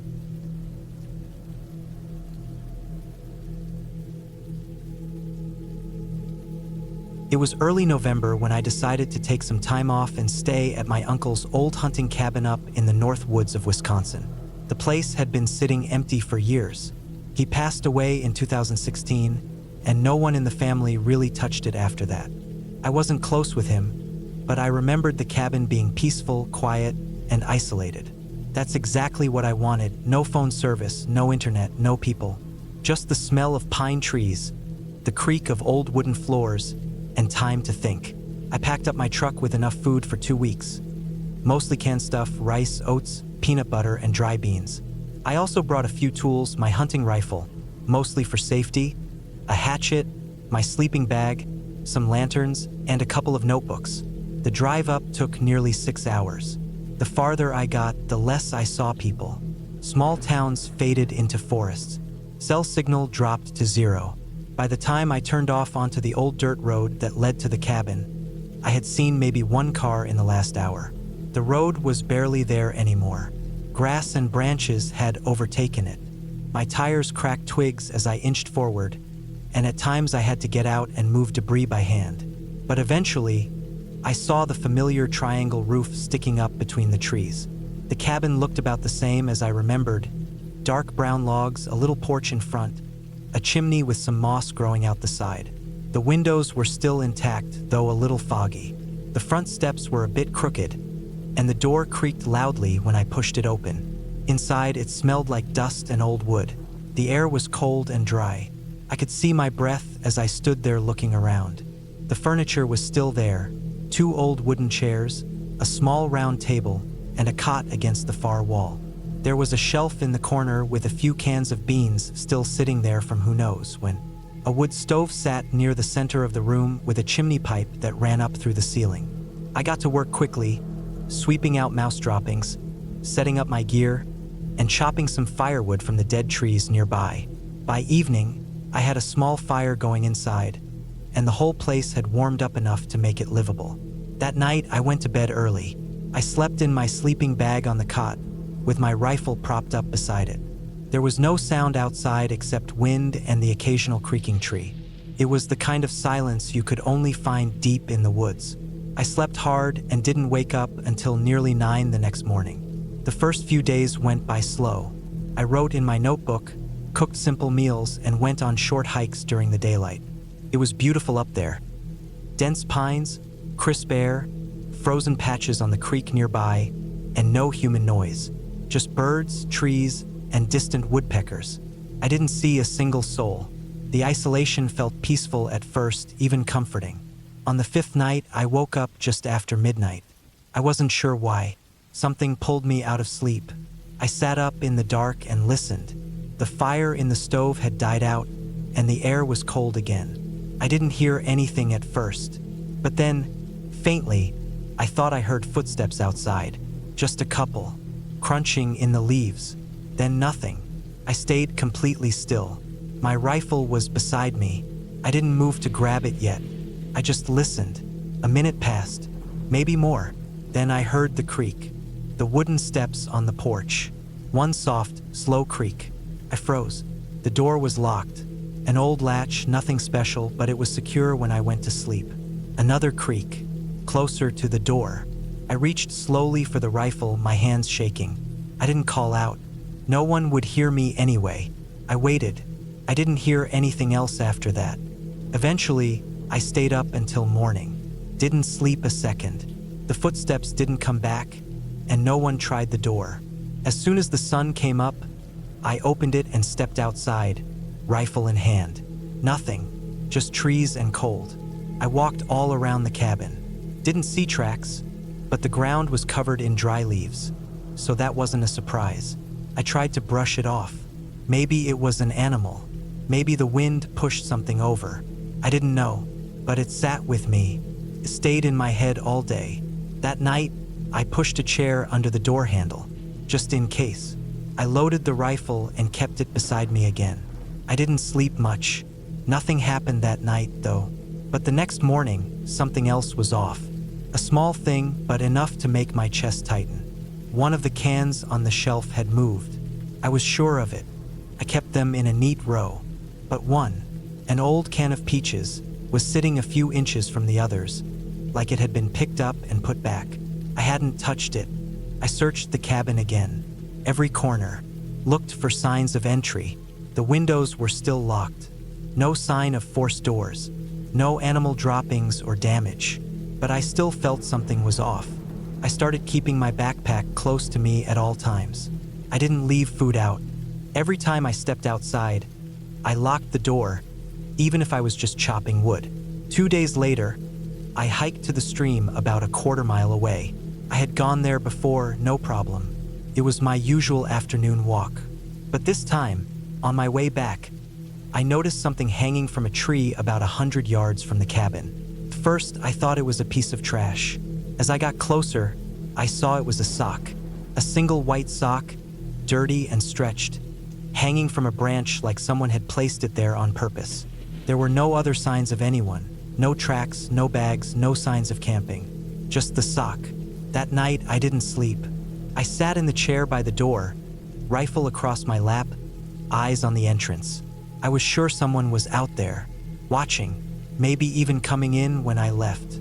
At one point, around 3 a.m., I thought I saw a flicker through the window, movement in the trees. I didn't go out. I just stayed there, breathing slowly, waiting. The next morning, I found another sock. This one was by the firewood pile, the exact same type. White, dirty, stretched out.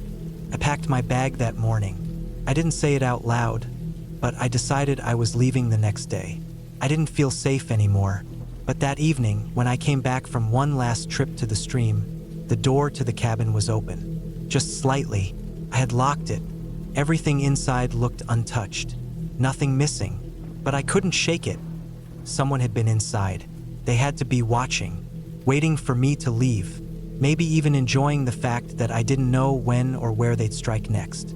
I didn't stay that night. I shoved everything into my truck before it got dark and drove away. I didn't care that I was tired. I drove straight through the night until I got to the nearest small town with a gas station and lights. I slept in the truck that morning, engine off, doors locked.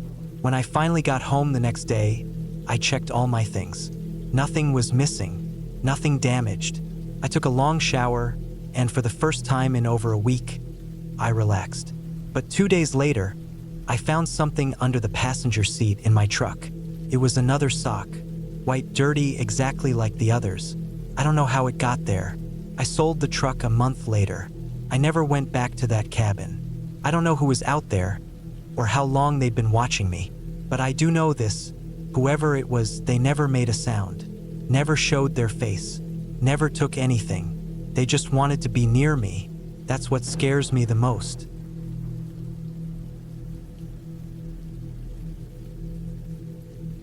I don't think I've ever been someone who could be called brave. I don't go looking for danger. I don't climb cliffs or mess with wild animals. I don't even like roller coasters. I've always played things safe. But I also don't panic easily. I like to think I can stay calm under pressure at least most of the time. But what happened at that cabin near the lake changed me in ways I don't think I can fully explain. I was never someone who believed in gut feelings. Now I'm not so sure. Started out normal. It always does.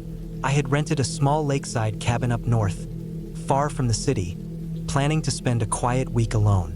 I had been feeling burned out from work, just nonstop stress and deadlines. My sleep had been terrible. I felt tired even when I woke up. I wanted a place without phones ringing, without traffic, without anyone needing anything from me. I booked the cabin online. The photos showed a small one-bedroom wooden structure with a short dock that stretched out onto a narrow lake.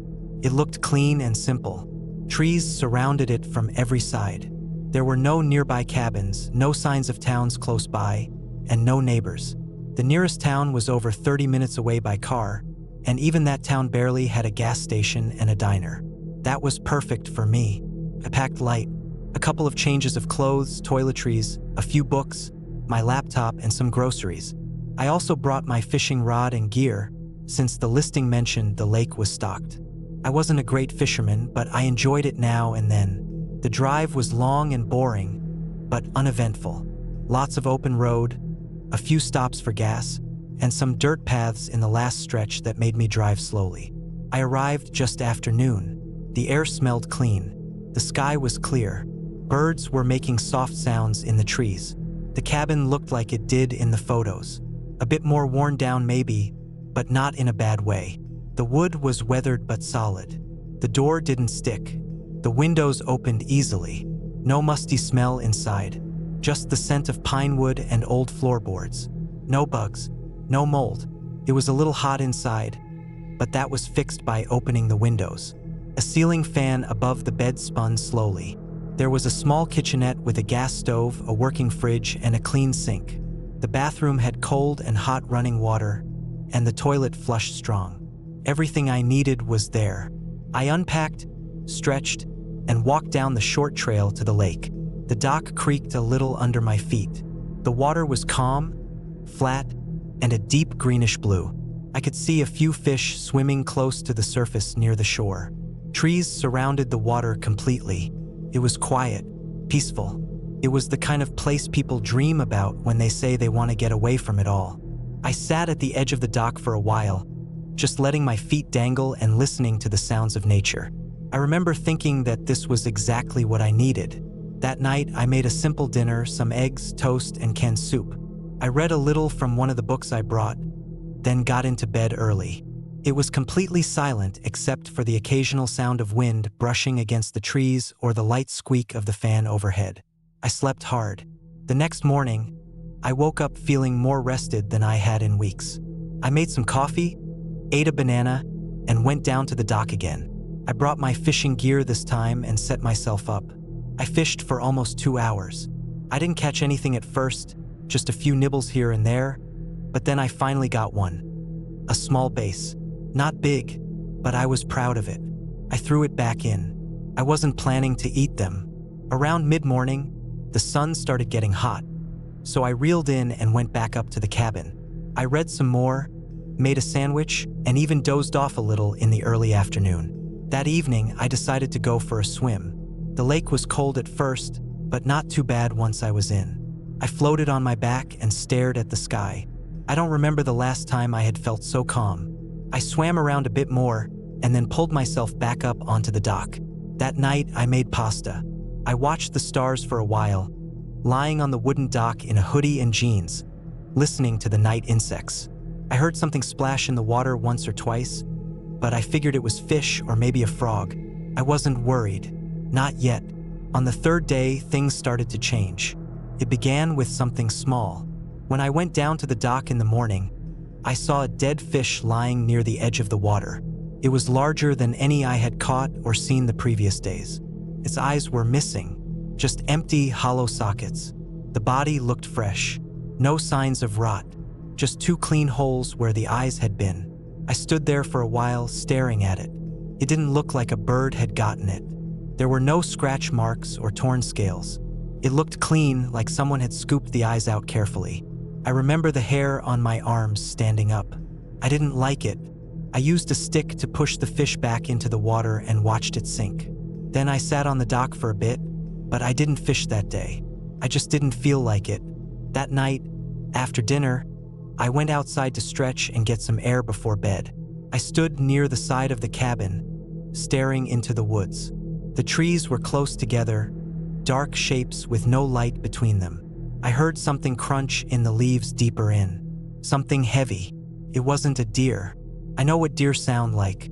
This was slower, heavier, like someone walking. I went back inside and locked the door. That night, I had trouble sleeping. Every time I was about to drift off, I would hear something creak or thump softly outside. I told myself it was nothing. Old wood, a raccoon, wind. On the fourth day, I found the second fish, bigger than the first, dead, floating at the edge of the dock. No eyes again. This one had a small cut along its belly. Not a clean slice, more like something had poked a sharp stick or a knife into it. But no blood, no sign of organs missing. Just a hole. I didn't push this one back. I buried it near the trees using a small garden spade I found behind the cabin. I didn't want it floating there. I didn't want to see it anymore. Later that afternoon, I decided to walk around the lake. I thought maybe it would help clear my head. The trees were thick, but there was a faint trail that went along the shoreline. I followed it. It was peaceful for the first half. Then I noticed something strange across the lake on the opposite shore. Tarp, blue plastic, tied between trees. Not a cabin, not a tent, just a tarp strung up like a makeshift shelter. From where I stood, I couldn't see anyone, but I thought I saw something move once, just a shift in the shadows. I stood there for a long time, staring across at that blue tarp. Then I turned around and walked back. I didn't like the feeling in my stomach. That kind of tight, uneasy twist you get when something isn't right but you can't explain why. That night, I slept with a kitchen knife on the nightstand. On the fifth day, I noticed things around the cabin had been moved. Not much, just little things. A chair that was half turned. A book I swear I didn't leave open. One of the spoons from the sink was on the counter. I started locking the door and checking the windows every hour. Nothing was broken. Nothing was taken. But something was different. The next morning, I found the dead animal. Not a fish this time. A rabbit, or what was left of one. His head was gone. His body was clean. No guts, no blood. Just a limp, gray-furred shape lying on the second step of the dock, right where I had been sitting every morning. I didn't move for a long time. I just stood there, staring down at it. I felt something deep in my chest. Not fear exactly. Not yet. More like dread. Like I had been walking on a frozen lake and just heard the ice crack under me. I got my keys. I got in my car and drove to the nearest town. I asked around in the diner, trying to be casual. I asked if anyone lived around the lake. Mentioned I saw a tarp across the water. A man behind the counter, probably in his 60s, looked up and said no one had lived out that way for years. He said someone used to hunt out there sometimes, but hadn't seen them in a long time. He asked me if I'd seen anything weird. I didn't answer. I bought more water and some food. I filled up the gas tank. I thought about going back to the city right then, but I told myself I was being stupid. Maybe some animal had dragged the rabbit up. Maybe I'd imagined the chair being moved. Maybe the blue tarp was just from an old hunting trip. I drove back. I shouldn't have. That night was the worst. I didn't sleep. Not at all. I sat in the corner of the bedroom with the kitchen knife in my hand, listening. Around 2 a.m., I heard the soft sound of something brushing against the wall outside. Then a thud. Then silence. Then something moved across the porch slowly. I didn't breathe. Then I heard the soft creak of the dock.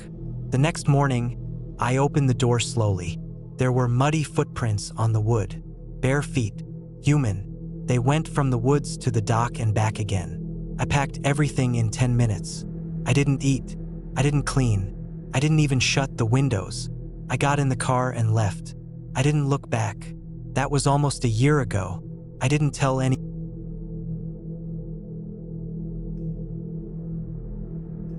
It was mid-September when I decided to spend a week alone in the woods. I had been going through some stress back home. Mostly work stuff, bills piling up, people asking too much of me. I just needed quiet. I wasn't looking for adventure or some kind of healing journey. I just needed a break. I found a small cabin listed on a forum where people exchanged info about off-grid rentals. The guy who posted it said it belonged to his uncle, who had passed away, and that the place had no electricity or running water but was still in decent shape. It was cheap, really cheap. Part of me wondered why, but I didn't ask. I just booked the week, packed up some canned food, water jugs, a solar power bank, and a few basic tools and drove out. It was about a 5-hour drive from my place, and the last 45 minutes were down a rough dirt road barely wide enough for one car. I didn't pass a single person once I turned off the main road. My cell service dropped out about 20 minutes before I even reached the place. The trees got taller, denser. Eventually, the road just ended in a circular clearing. That was where the cabin stood. It wasn't big, maybe 15 feet wide and 20 feet long. One window in the front, one door. The roof looked like it had been patched with newer wood in some spots. It sat on short stilts, maybe 2 feet off the ground, and had a tiny porch with one broken step. When I opened the door, the hinges groaned like they hadn't moved in months. Inside was dusty and dim but quiet and dry. It had a cot, a table, a rusted-out stove that I didn't plan on using, and some old furniture. I swept it out, cleaned the cot, and unpacked my stuff. That first night, I lit a lantern and sat on the porch. The air was still, with no wind at all. I didn't hear any crickets or frogs, just the occasional snap of a twig somewhere off in the trees. It was strange how quiet it was. Not peaceful quiet, just empty. I chalked it up to being far from roads and cities. I remember staring at the tree line about 30 feet away. The trees were so close together that they almost formed a wall. I couldn't see far past the first row of trunks. It felt like the woods were watching me. I went to bed early. I was tired from the drive. I lay in the cot and read a paperback for a bit until the lantern started to dim. I turned it off, closed my eyes, and tried to fall asleep. Sometime during the night, I woke up to a sound. It was faint. I couldn't tell what it was at first. I held my breath and listened. It sounded like breathing, but not mine. Heavy, uneven, almost like someone standing just outside the cabin, inhaling through their nose and exhaling through their mouth, slow and loud. I sat up slowly. The window was on the other side of the room. I couldn't see it from where I was lying, but the moonlight coming through it was barely enough to see the shape of the door. The breathing went on for maybe a minute more, then stopped. I didn't sleep the rest of the night. In the morning, I got up and went outside to look for tracks, even though I knew how stupid that sounded. Still, I needed to check. I saw nothing. The dirt was hard-packed around the cabin, and there was a light layer of dead leaves covering most of it. No footprints, no disturbed leaves. I told myself maybe it was an animal passing by, maybe a deer. Maybe my brain had made it worse than it was. The second day was quiet. I walked the trail that ran behind the cabin and found a stream about 10 minutes in. I boiled some water and filled a jug. I stayed out for most of the afternoon, even started drawing a rough map of the area in my notebook. I wanted to have a reference in case I needed to leave early or get turned around. That night, I went to bed with the lantern still burning low. I didn't want to wake up in the dark again. I lay there for a long time before finally drifting off. At some point in the night, I woke up again. This time, it wasn't a sound that did it. It was a feeling, like being watched. I sat up and looked toward the window. That's when I saw it. There was a figure in the tree line, not moving, just standing there. The moonlight was stronger that night, and I could see it clearly, too clearly. The figure was tall, thin, and wearing what looked like a dark hoodie. I couldn't see its face. It was just standing still, looking straight at the cabin. I froze. I don't know how long I stared. My eyes started to water from not blinking. I finally forced myself to move slowly to the table and picked up the flashlight. When I turned it on and aimed it toward the trees, the figure was gone. I didn't sleep again. The next morning, I seriously considered leaving, but I convinced myself it was probably just someone hiking, maybe a hunter.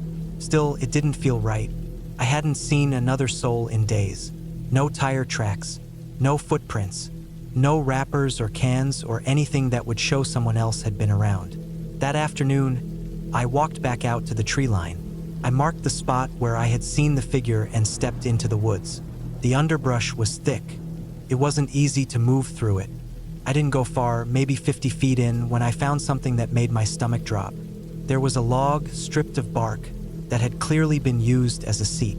Around it, the leaves were flattened, and I found an old plastic water bottle lying nearby.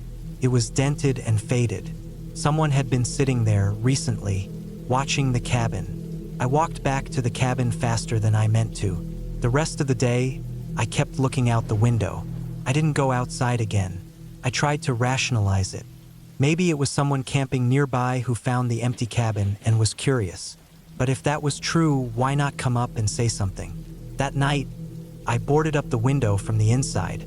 I pushed the table in front of the door and sat in the corner with the hatchet I brought. I didn't sleep at all. Every time I heard a sound, a rustle, a creak, I held my breath. I felt like I was being hunted. When morning came, I packed my things. I didn't care about finishing the week. I was done, but the car wouldn't start. I turned the key and got nothing, not even a click. I opened the hood, checked the battery cables. Everything looked fine, but I didn't know enough to fix it. I tried again, still nothing. I was stuck. I sat in the car for a while, sweating, heart racing. I didn't know what to do. I thought about hiking out, but it was a long way to the main road, and I didn't know how far I'd need to walk to get a signal. I decided to stay one more night and leave on foot first thing in the morning. I brought everything valuable back into the cabin and locked the car. That night was the worst of them all. I heard footsteps, not from the tree line, not from far off. I heard them on the porch. Slow, deliberate steps. I sat in the corner again, holding the hatchet so tight my knuckles hurt. The table was still in front of the door. I saw the shadow of boots under the gap in the door. The person didn't knock, didn't say anything, just stood there. Then they walked around to the side of the cabin. I heard them step onto the leaves and stop under the boarded-up window. I held my breath. A minute passed, then 5, then 10. No sound. Eventually, the sun came up. I waited until full daylight before opening the door. No one was there. I walked around the cabin. No footprints again. No signs of anyone. But I knew what I heard. I took my pack and left the cabin. I started walking the road out, checking my phone every 5 minutes. It took me over 2 hours before I finally saw a single bar pop up. I called for a tow truck and told them where my car was. I didn't say anything about the cabin, not about the man, not about the nights. I didn't know what to say that wouldn't make me sound crazy. The mechanic who came out told me the battery was dead, but it was a new battery. I had replaced it a month ago. He said maybe it was just a defect, or something drained it. I asked if someone could have done it on purpose, and he just shrugged. I never went back for the rest of my stuff. I left the lantern, the tools, and the canned food. I didn't care. That cabin can rot. It's been almost a year now, and I still don't sleep well. I bought security cameras for my apartment. I double-check my locks. I stay out of the woods. I don't know who that guy was or why he was watching the cabin. I don't know how long he had been there. I don't even know if he was alone. But I know this. If I hadn't left when I did, I don't think I would have made it back at all.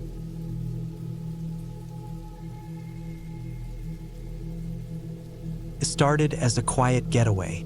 That's all I wanted, just to get away from the city noise and the pressure of daily life. I had been feeling burnt out, and someone I worked with mentioned a cabin their cousin used to rent, way out near the edge of a national forest. It was listed online, buried under outdated listings with blurry photos, and the price was cheap. Too cheap, really. I should have thought twice about that, but I didn't. I just booked it. The drive took almost 8 hours. I didn't hit any major highways for the last 3. Just long, winding back roads through trees that grew taller and closer together the farther I drove. The pavement turned into dirt, and my phone signal dropped down to 1 bar and then nothing. I kept going anyway. I had printed the directions out just in case, which turned out to be a smart move because my phone became basically useless once I passed an abandoned-looking gas station around mile marker 48. When I got there, the cabin looked even smaller than I expected. It was tucked between a slope of trees and a drop-off that led into thick brush. There was a small gravel lot in front where I parked, and a narrow path led up to the porch. The wooden boards creaked under my boots as I stepped up. The place was worn down but dry and locked up tight. The key was in a box under the porch. I let myself in and closed the door behind me. Inside, the cabin was plain. Just one main room with a couch, a little kitchen, and a bathroom off to the side. There was a loft above with a bed, reachable by a narrow ladder. I unpacked my stuff and walked around a bit. Everything smelled like dust and pine. I opened a few windows to air it out. That first day was fine, peaceful even. I went on a short hike to a ridge nearby where I could see nothing but trees in every direction. No roads, no houses, just forest. I liked that. The second day, I went farther into the woods. There was no marked trail, just a path that looked like deer used it. I followed it for hours. At one point, I found an old shed or shack, more like a bunch of rotten boards nailed together, and a few rusted tools half buried in the leaves, probably used by hunters a long time ago. I looked around, didn't see anything too strange, and headed back. When I got back to the cabin, it was almost dark. I made dinner and sat on the porch for a while, just listening to the wind in the trees. I didn't hear anything but nature sounds, but I couldn't shake this weird feeling, like something had changed. Not big, just subtle, like something in the air was different. That night, I had trouble sleeping. The mattress upstairs was lumpy, and every time I moved, the loft boards creaked. Then I heard what I thought was an animal brushing up against the side of the cabin. Just once, then silence. I got up and looked out the front window, but I couldn't see anything. It was pitch black. The third day, I went hiking again, this time in a new direction. The air was damp and cold. I found a little stream and followed it. It led to a clearing where I saw something strange. A few large rocks arranged in a circle. They didn't look natural, but also didn't seem like someone had put effort into them. Just placed there long ago and forgotten. I didn't stay long. I turned around and made my way back. When I got to the cabin, I noticed something off. The door was open just a crack. I was sure I had locked it. I stepped inside slowly, heart beating fast, and looked around. Nothing was moved, nothing taken. It didn't even look like anyone had been inside.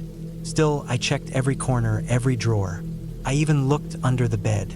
Nothing. I told myself I must have left it open by accident, but that didn't sit right. That night, the scratching came back, louder this time, not just on one side of the cabin, but around the back too. Then it stopped all at once. I waited for a long time, holding still, barely breathing. Then I got up and went outside with a flashlight. I looked all around. No footprints, no animals, nothing. I went back inside and stayed up for hours. On the fourth day, I didn't hike. I stayed near the cabin. I felt uneasy, like I was being watched. Couldn't prove it. There was no sound, no movement, no signs of people. But every time I stepped outside, I felt eyes on me. The air felt heavier. I found myself checking the locks constantly. I kept the front door bolted and even moved a chair under the doorknob like people do in movies. I barely ate. I spent most of the day just pacing or looking out the window. That evening, something happened. Around dusk, I heard a loud snap from the trees. Not a normal branch falling kind of sound, this was sharper, like something large had stepped on a log. I turned off all the lights and crouched by the window. I waited, then I saw it, just barely. Something or someone moving between the trees, too far to make out, too still to be an animal. I stood there, half hidden, just watching. I don't know how long I stayed there, frozen. When I finally looked again, it was gone. I stayed awake that whole night, every light on, clutching a knife I found in the kitchen. The next morning, I packed everything. I didn't even eat breakfast. I tossed all my stuff in the bag and ran to the truck. The drive back was tense. I kept checking the rearview mirror. I didn't stop until I was back on paved road. When I got home, I couldn't sleep. For weeks, I felt like something followed me back. I kept waking up in the night thinking I heard footsteps outside. I even set up a camera outside my apartment. Nothing ever showed up, but the feeling stayed. Eventually, it faded. I went back to work, got busy again. Life returned to normal, mostly, but I'll never forget that cabin. The way it felt like something out there was waiting. Not a ghost, not a monster, just someone. Watching, waiting, not moving, not leaving. I still think about those woods, how quiet they were, how empty, and how I was never really alone, even when I thought I was. I've never gone back. I never will. And if you ever find a cheap cabin listed with no reviews and blurry pictures, deep in the woods where no roads go, don't book it. Just don't.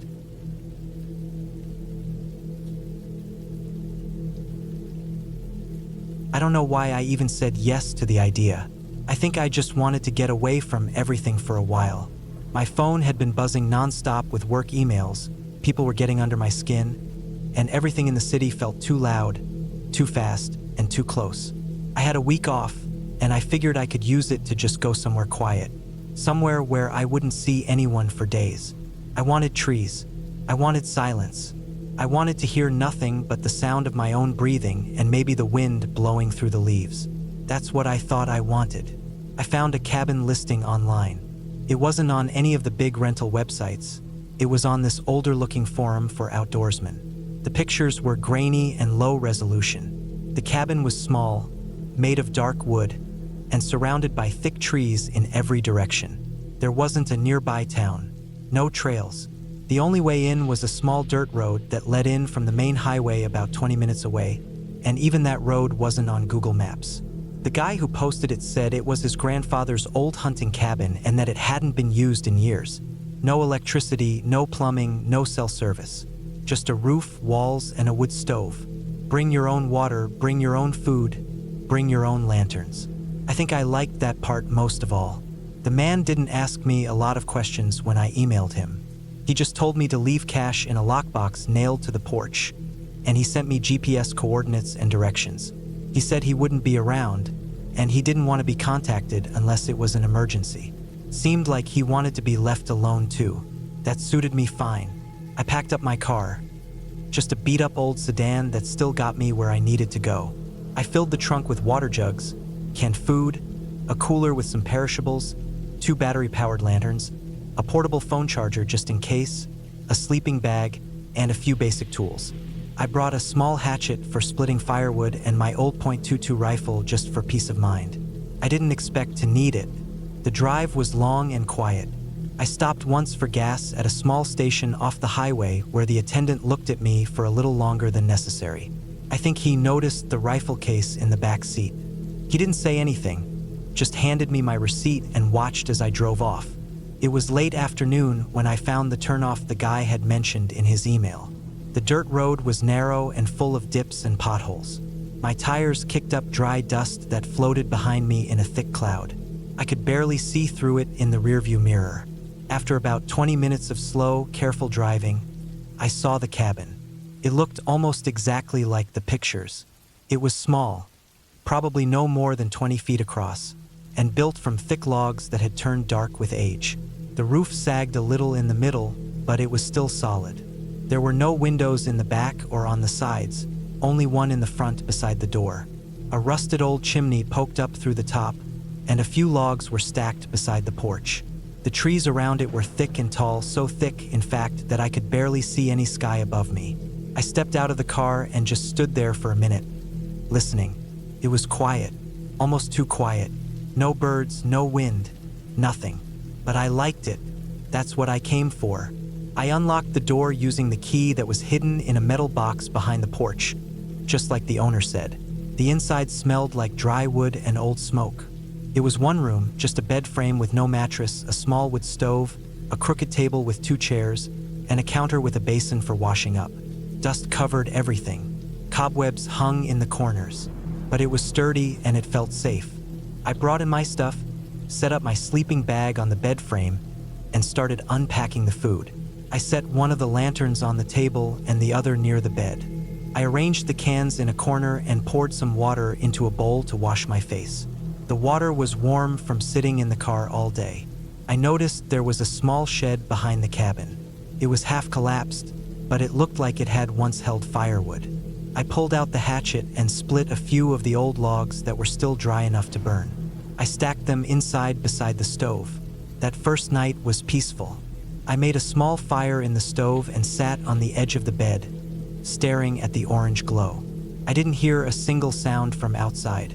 No animals, no insects. It was like everything in the forest had stopped moving the second I got there. It felt strange, but not threatening. I figured maybe the area was just that isolated. The second day was calm too. I walked a little bit into the trees, never going far enough to lose sight of the cabin. I didn't want to get turned around. The forest was thick and wild. Fallen logs, thick ferns, moss-covered stones. No signs of people. No wrappers, no footprints, nothing. I felt like the first person to step into that part of the world in years. I liked that feeling. I felt clear-headed for the first time in months. But something changed that night. It started with a sound. I was lying in my sleeping bag, the fire in the stove just embers now, and I was about to drift off when I heard it. A dull, soft thud came from behind the cabin. I sat up. It wasn't loud, not like a tree branch falling or an animal crashing through the brush. It sounded more like something heavy landing in the dirt. Then silence again. I sat there for a minute, holding my breath, straining to hear anything else.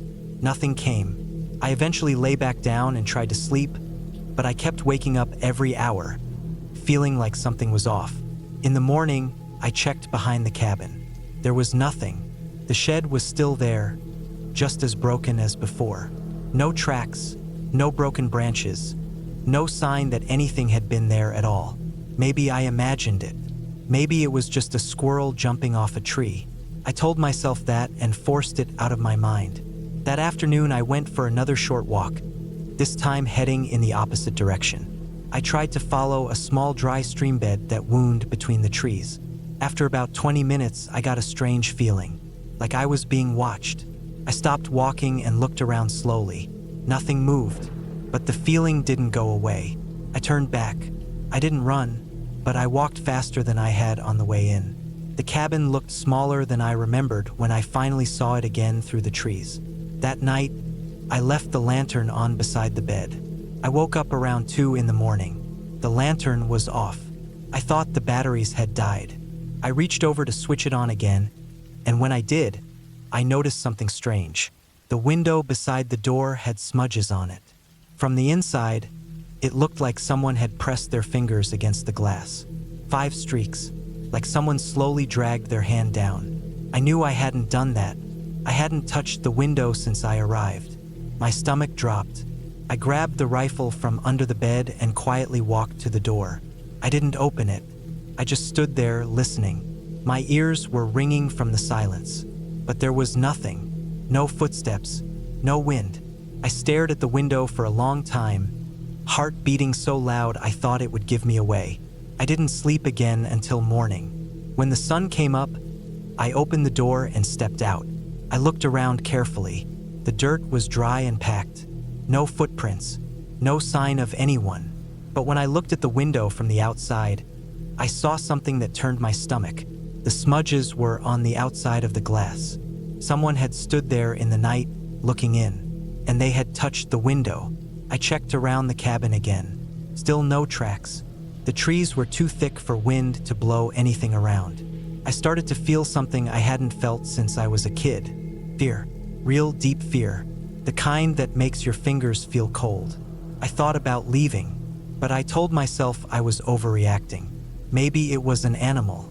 Maybe the smudges had been there before and I just didn't notice. I didn't want to leave after only 3 days, so I stayed. I wish I hadn't. That night, I bolted the door. I moved the table in front of it too, just in case. I didn't light the stove. I didn't want any light coming from inside. I sat on the bed with the rifle in my lap, the lantern dimmed to the lowest setting. I watched the window. Around 3 in the morning, I heard something again. Not a thud this time. It was softer, like footsteps in the dirt. Slow, 1 step at a time. They came from behind the cabin, then around the side. Then they stopped, right in front of the door. I didn't breathe. I didn't move. The footsteps started again, 2 slow steps, then stopped. I raised the rifle slowly and pointed it at the door, even though I couldn't see anything in the dark. Then came the knock. 1 single knock. Not loud, just soft, like the tip of a finger tapping on the wood. I don't know how long I sat there frozen. Could have been a minute, could have been an hour, but nothing else happened. No more knocks, no footsteps walking away, just silence. I didn't sleep. When morning came, I opened the door slowly. The table was still against it. There were no marks on the wood. But when I looked down at the porch, I saw it. A boot print, clear as day. Left foot, deep in the dirt. Someone had been there. The rest of the story continues below. / click.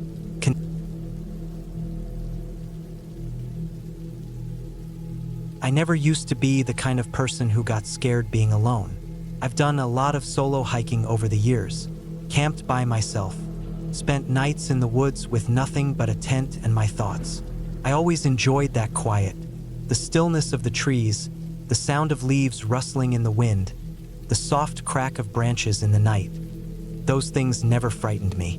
But now, after what happened last fall, I haven't gone out again. Not once. It all started when I booked a remote cabin for the weekend in early October. I live in Montana, and there are hundreds of cabins tucked deep into the woods that you can rent online. Most of them don't have cell service. That's part of the appeal for people like me. People who want to get away from everything. No phone, no emails, no social media. Just the woods, fresh air, and some quiet. This cabin was listed as being about 15 miles down a dirt road off the main highway. The pictures showed a small A-frame with a little porch, a wood-burning stove, and a view of the trees in every direction. It didn't even have electricity, just propane for heat and a gas stove. Water was pumped from a nearby spring. There was no cell service at all, and the host even warned in the listing that GPS might not work once you were off the highway, so they provided written directions. I printed them out just to be safe. I arrived at the cabin on a Thursday afternoon. I'd taken the whole weekend off work and planned to leave Monday morning. I packed up my truck with enough food for 4 days, a couple jugs of drinking water, a camp lantern, my sleeping bag, and a loaded cooler. I brought a small hunting rifle, not because I expected trouble, but because I always brought it when I went deep into the woods alone, just in case. The drive in was long. After I turned off the highway, the road narrowed to a single lane of gravel, winding through dense forest. Trees closed in from both sides. It was beautiful, but also remote. I passed no other cars, no houses. Eventually, I stopped seeing even the wooden markers that usually indicate forest land boundaries. The road got rougher, and I had to drive slow to avoid potholes and washouts. I didn't see another soul the whole way in. The cabin was exactly like the pictures. Maybe a little older, maybe a little rougher around the edges, but still solid. It stood in a small clearing surrounded by tall pines and firs. The porch looked out over a shallow slope that dropped into thicker woods. There was an old shed about 20 yards behind the cabin, and a narrow trail that led off into the trees. I never found out where that trail went. I unloaded my things, started a fire in the wood stove, and spent the first evening just settling in. I read a book, heated up a can of stew, and went to bed early. The first night was quiet, cold but not too bad with the fire going. I woke up a couple times, but only because I wasn't used to the mattress. Nothing felt strange yet. The second day was the same, peaceful. I hiked a little, followed a dry stream bed for a mile or two, and came back in the late afternoon to make dinner. The woods were calm, still thick with that early autumn quiet before the snow comes. I didn't see any animals bigger than squirrels. No people. No sounds but the wind and the occasional bird. It wasn't until the third night that things started to feel off. That day, I decided to check out the trail behind the cabin. I figured it might lead to a stream or an old logging road. I packed a small day bag, brought some jerky, a water bottle, and my handgun. Not because I was worried, just habit. I walked maybe 2 miles along the trail, noticing how overgrown it was. Clearly not well used. Ferns and saplings pushed into the path. Fallen branches littered the way.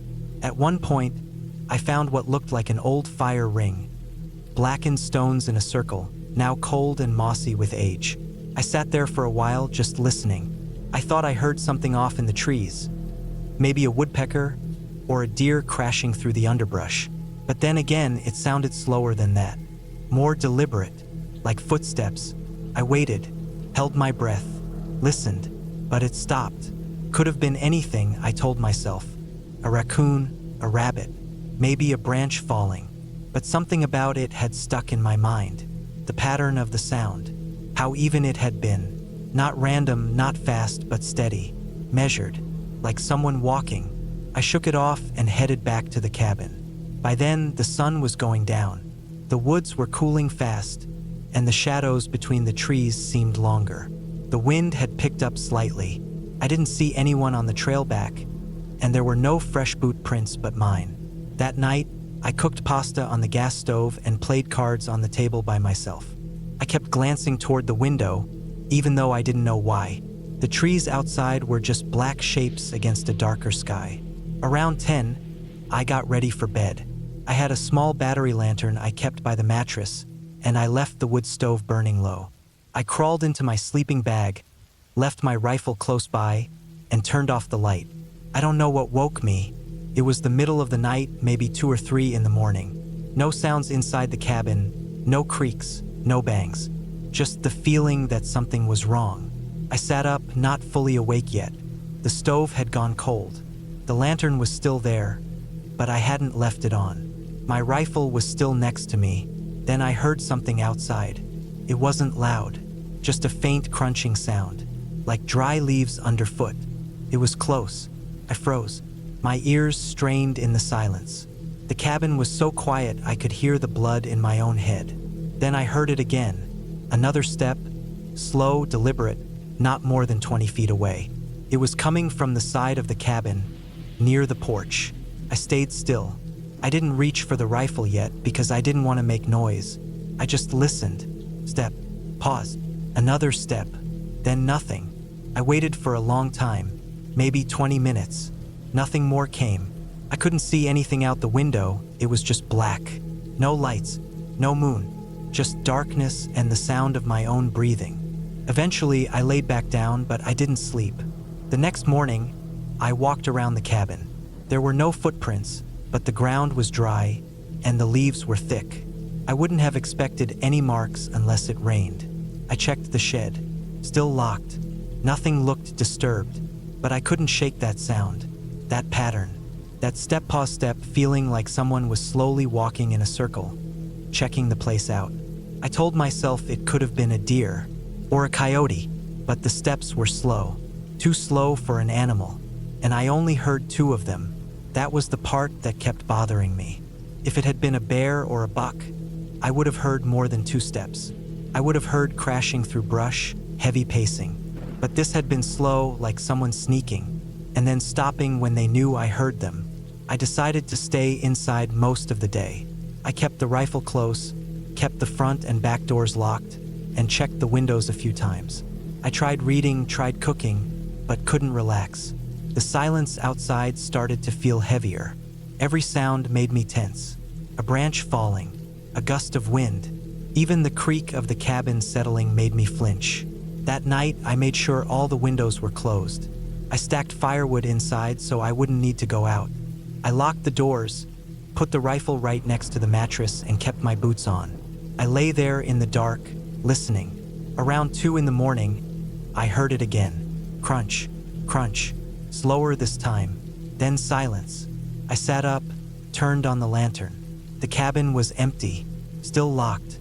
I crept to the window and looked out. For a second, I thought I saw something. A shape, maybe, just at the edge of the clearing, standing near a tree. But it was gone too fast. Could have been a trick of the light or my tired eyes. I stared for a long time. Nothing moved. I didn't sleep the rest of the night. When morning came, I made coffee and decided I'd leave a day early. I didn't want to stay another night. I didn't care if it was paranoia. Something about the place didn't feel right anymore. I started packing up slowly. It was still early, and I wanted to make sure the truck would start. I didn't want to be stuck. That's when I noticed it. Near the back of the cabin, just behind the shed, I found it. A pile of cigarette butts. At least 10 or 12 of them, pressed into the dirt near a stump. They weren't there before. I would have seen them the first day. And they weren't old, they weren't wet or faded. They looked recent. Someone had been sitting back there, watching. I didn't smoke, and no one else was supposed to be out here. I didn't wait any longer. I threw everything into the truck, didn't bother packing neatly. I checked the cab, the tires, under the hood. Nothing was wrong. I started the engine and drove out. The whole way down that narrow road, I kept checking the rearview mirror. I never saw anyone, never passed another car. I didn't stop until I reached the highway. Once I had signal again, I called the sheriff's department and told them what I'd seen. The butts, the sounds in the night, the shape in the woods. They said they'd send someone out to check, but they didn't sound too concerned. I never heard back from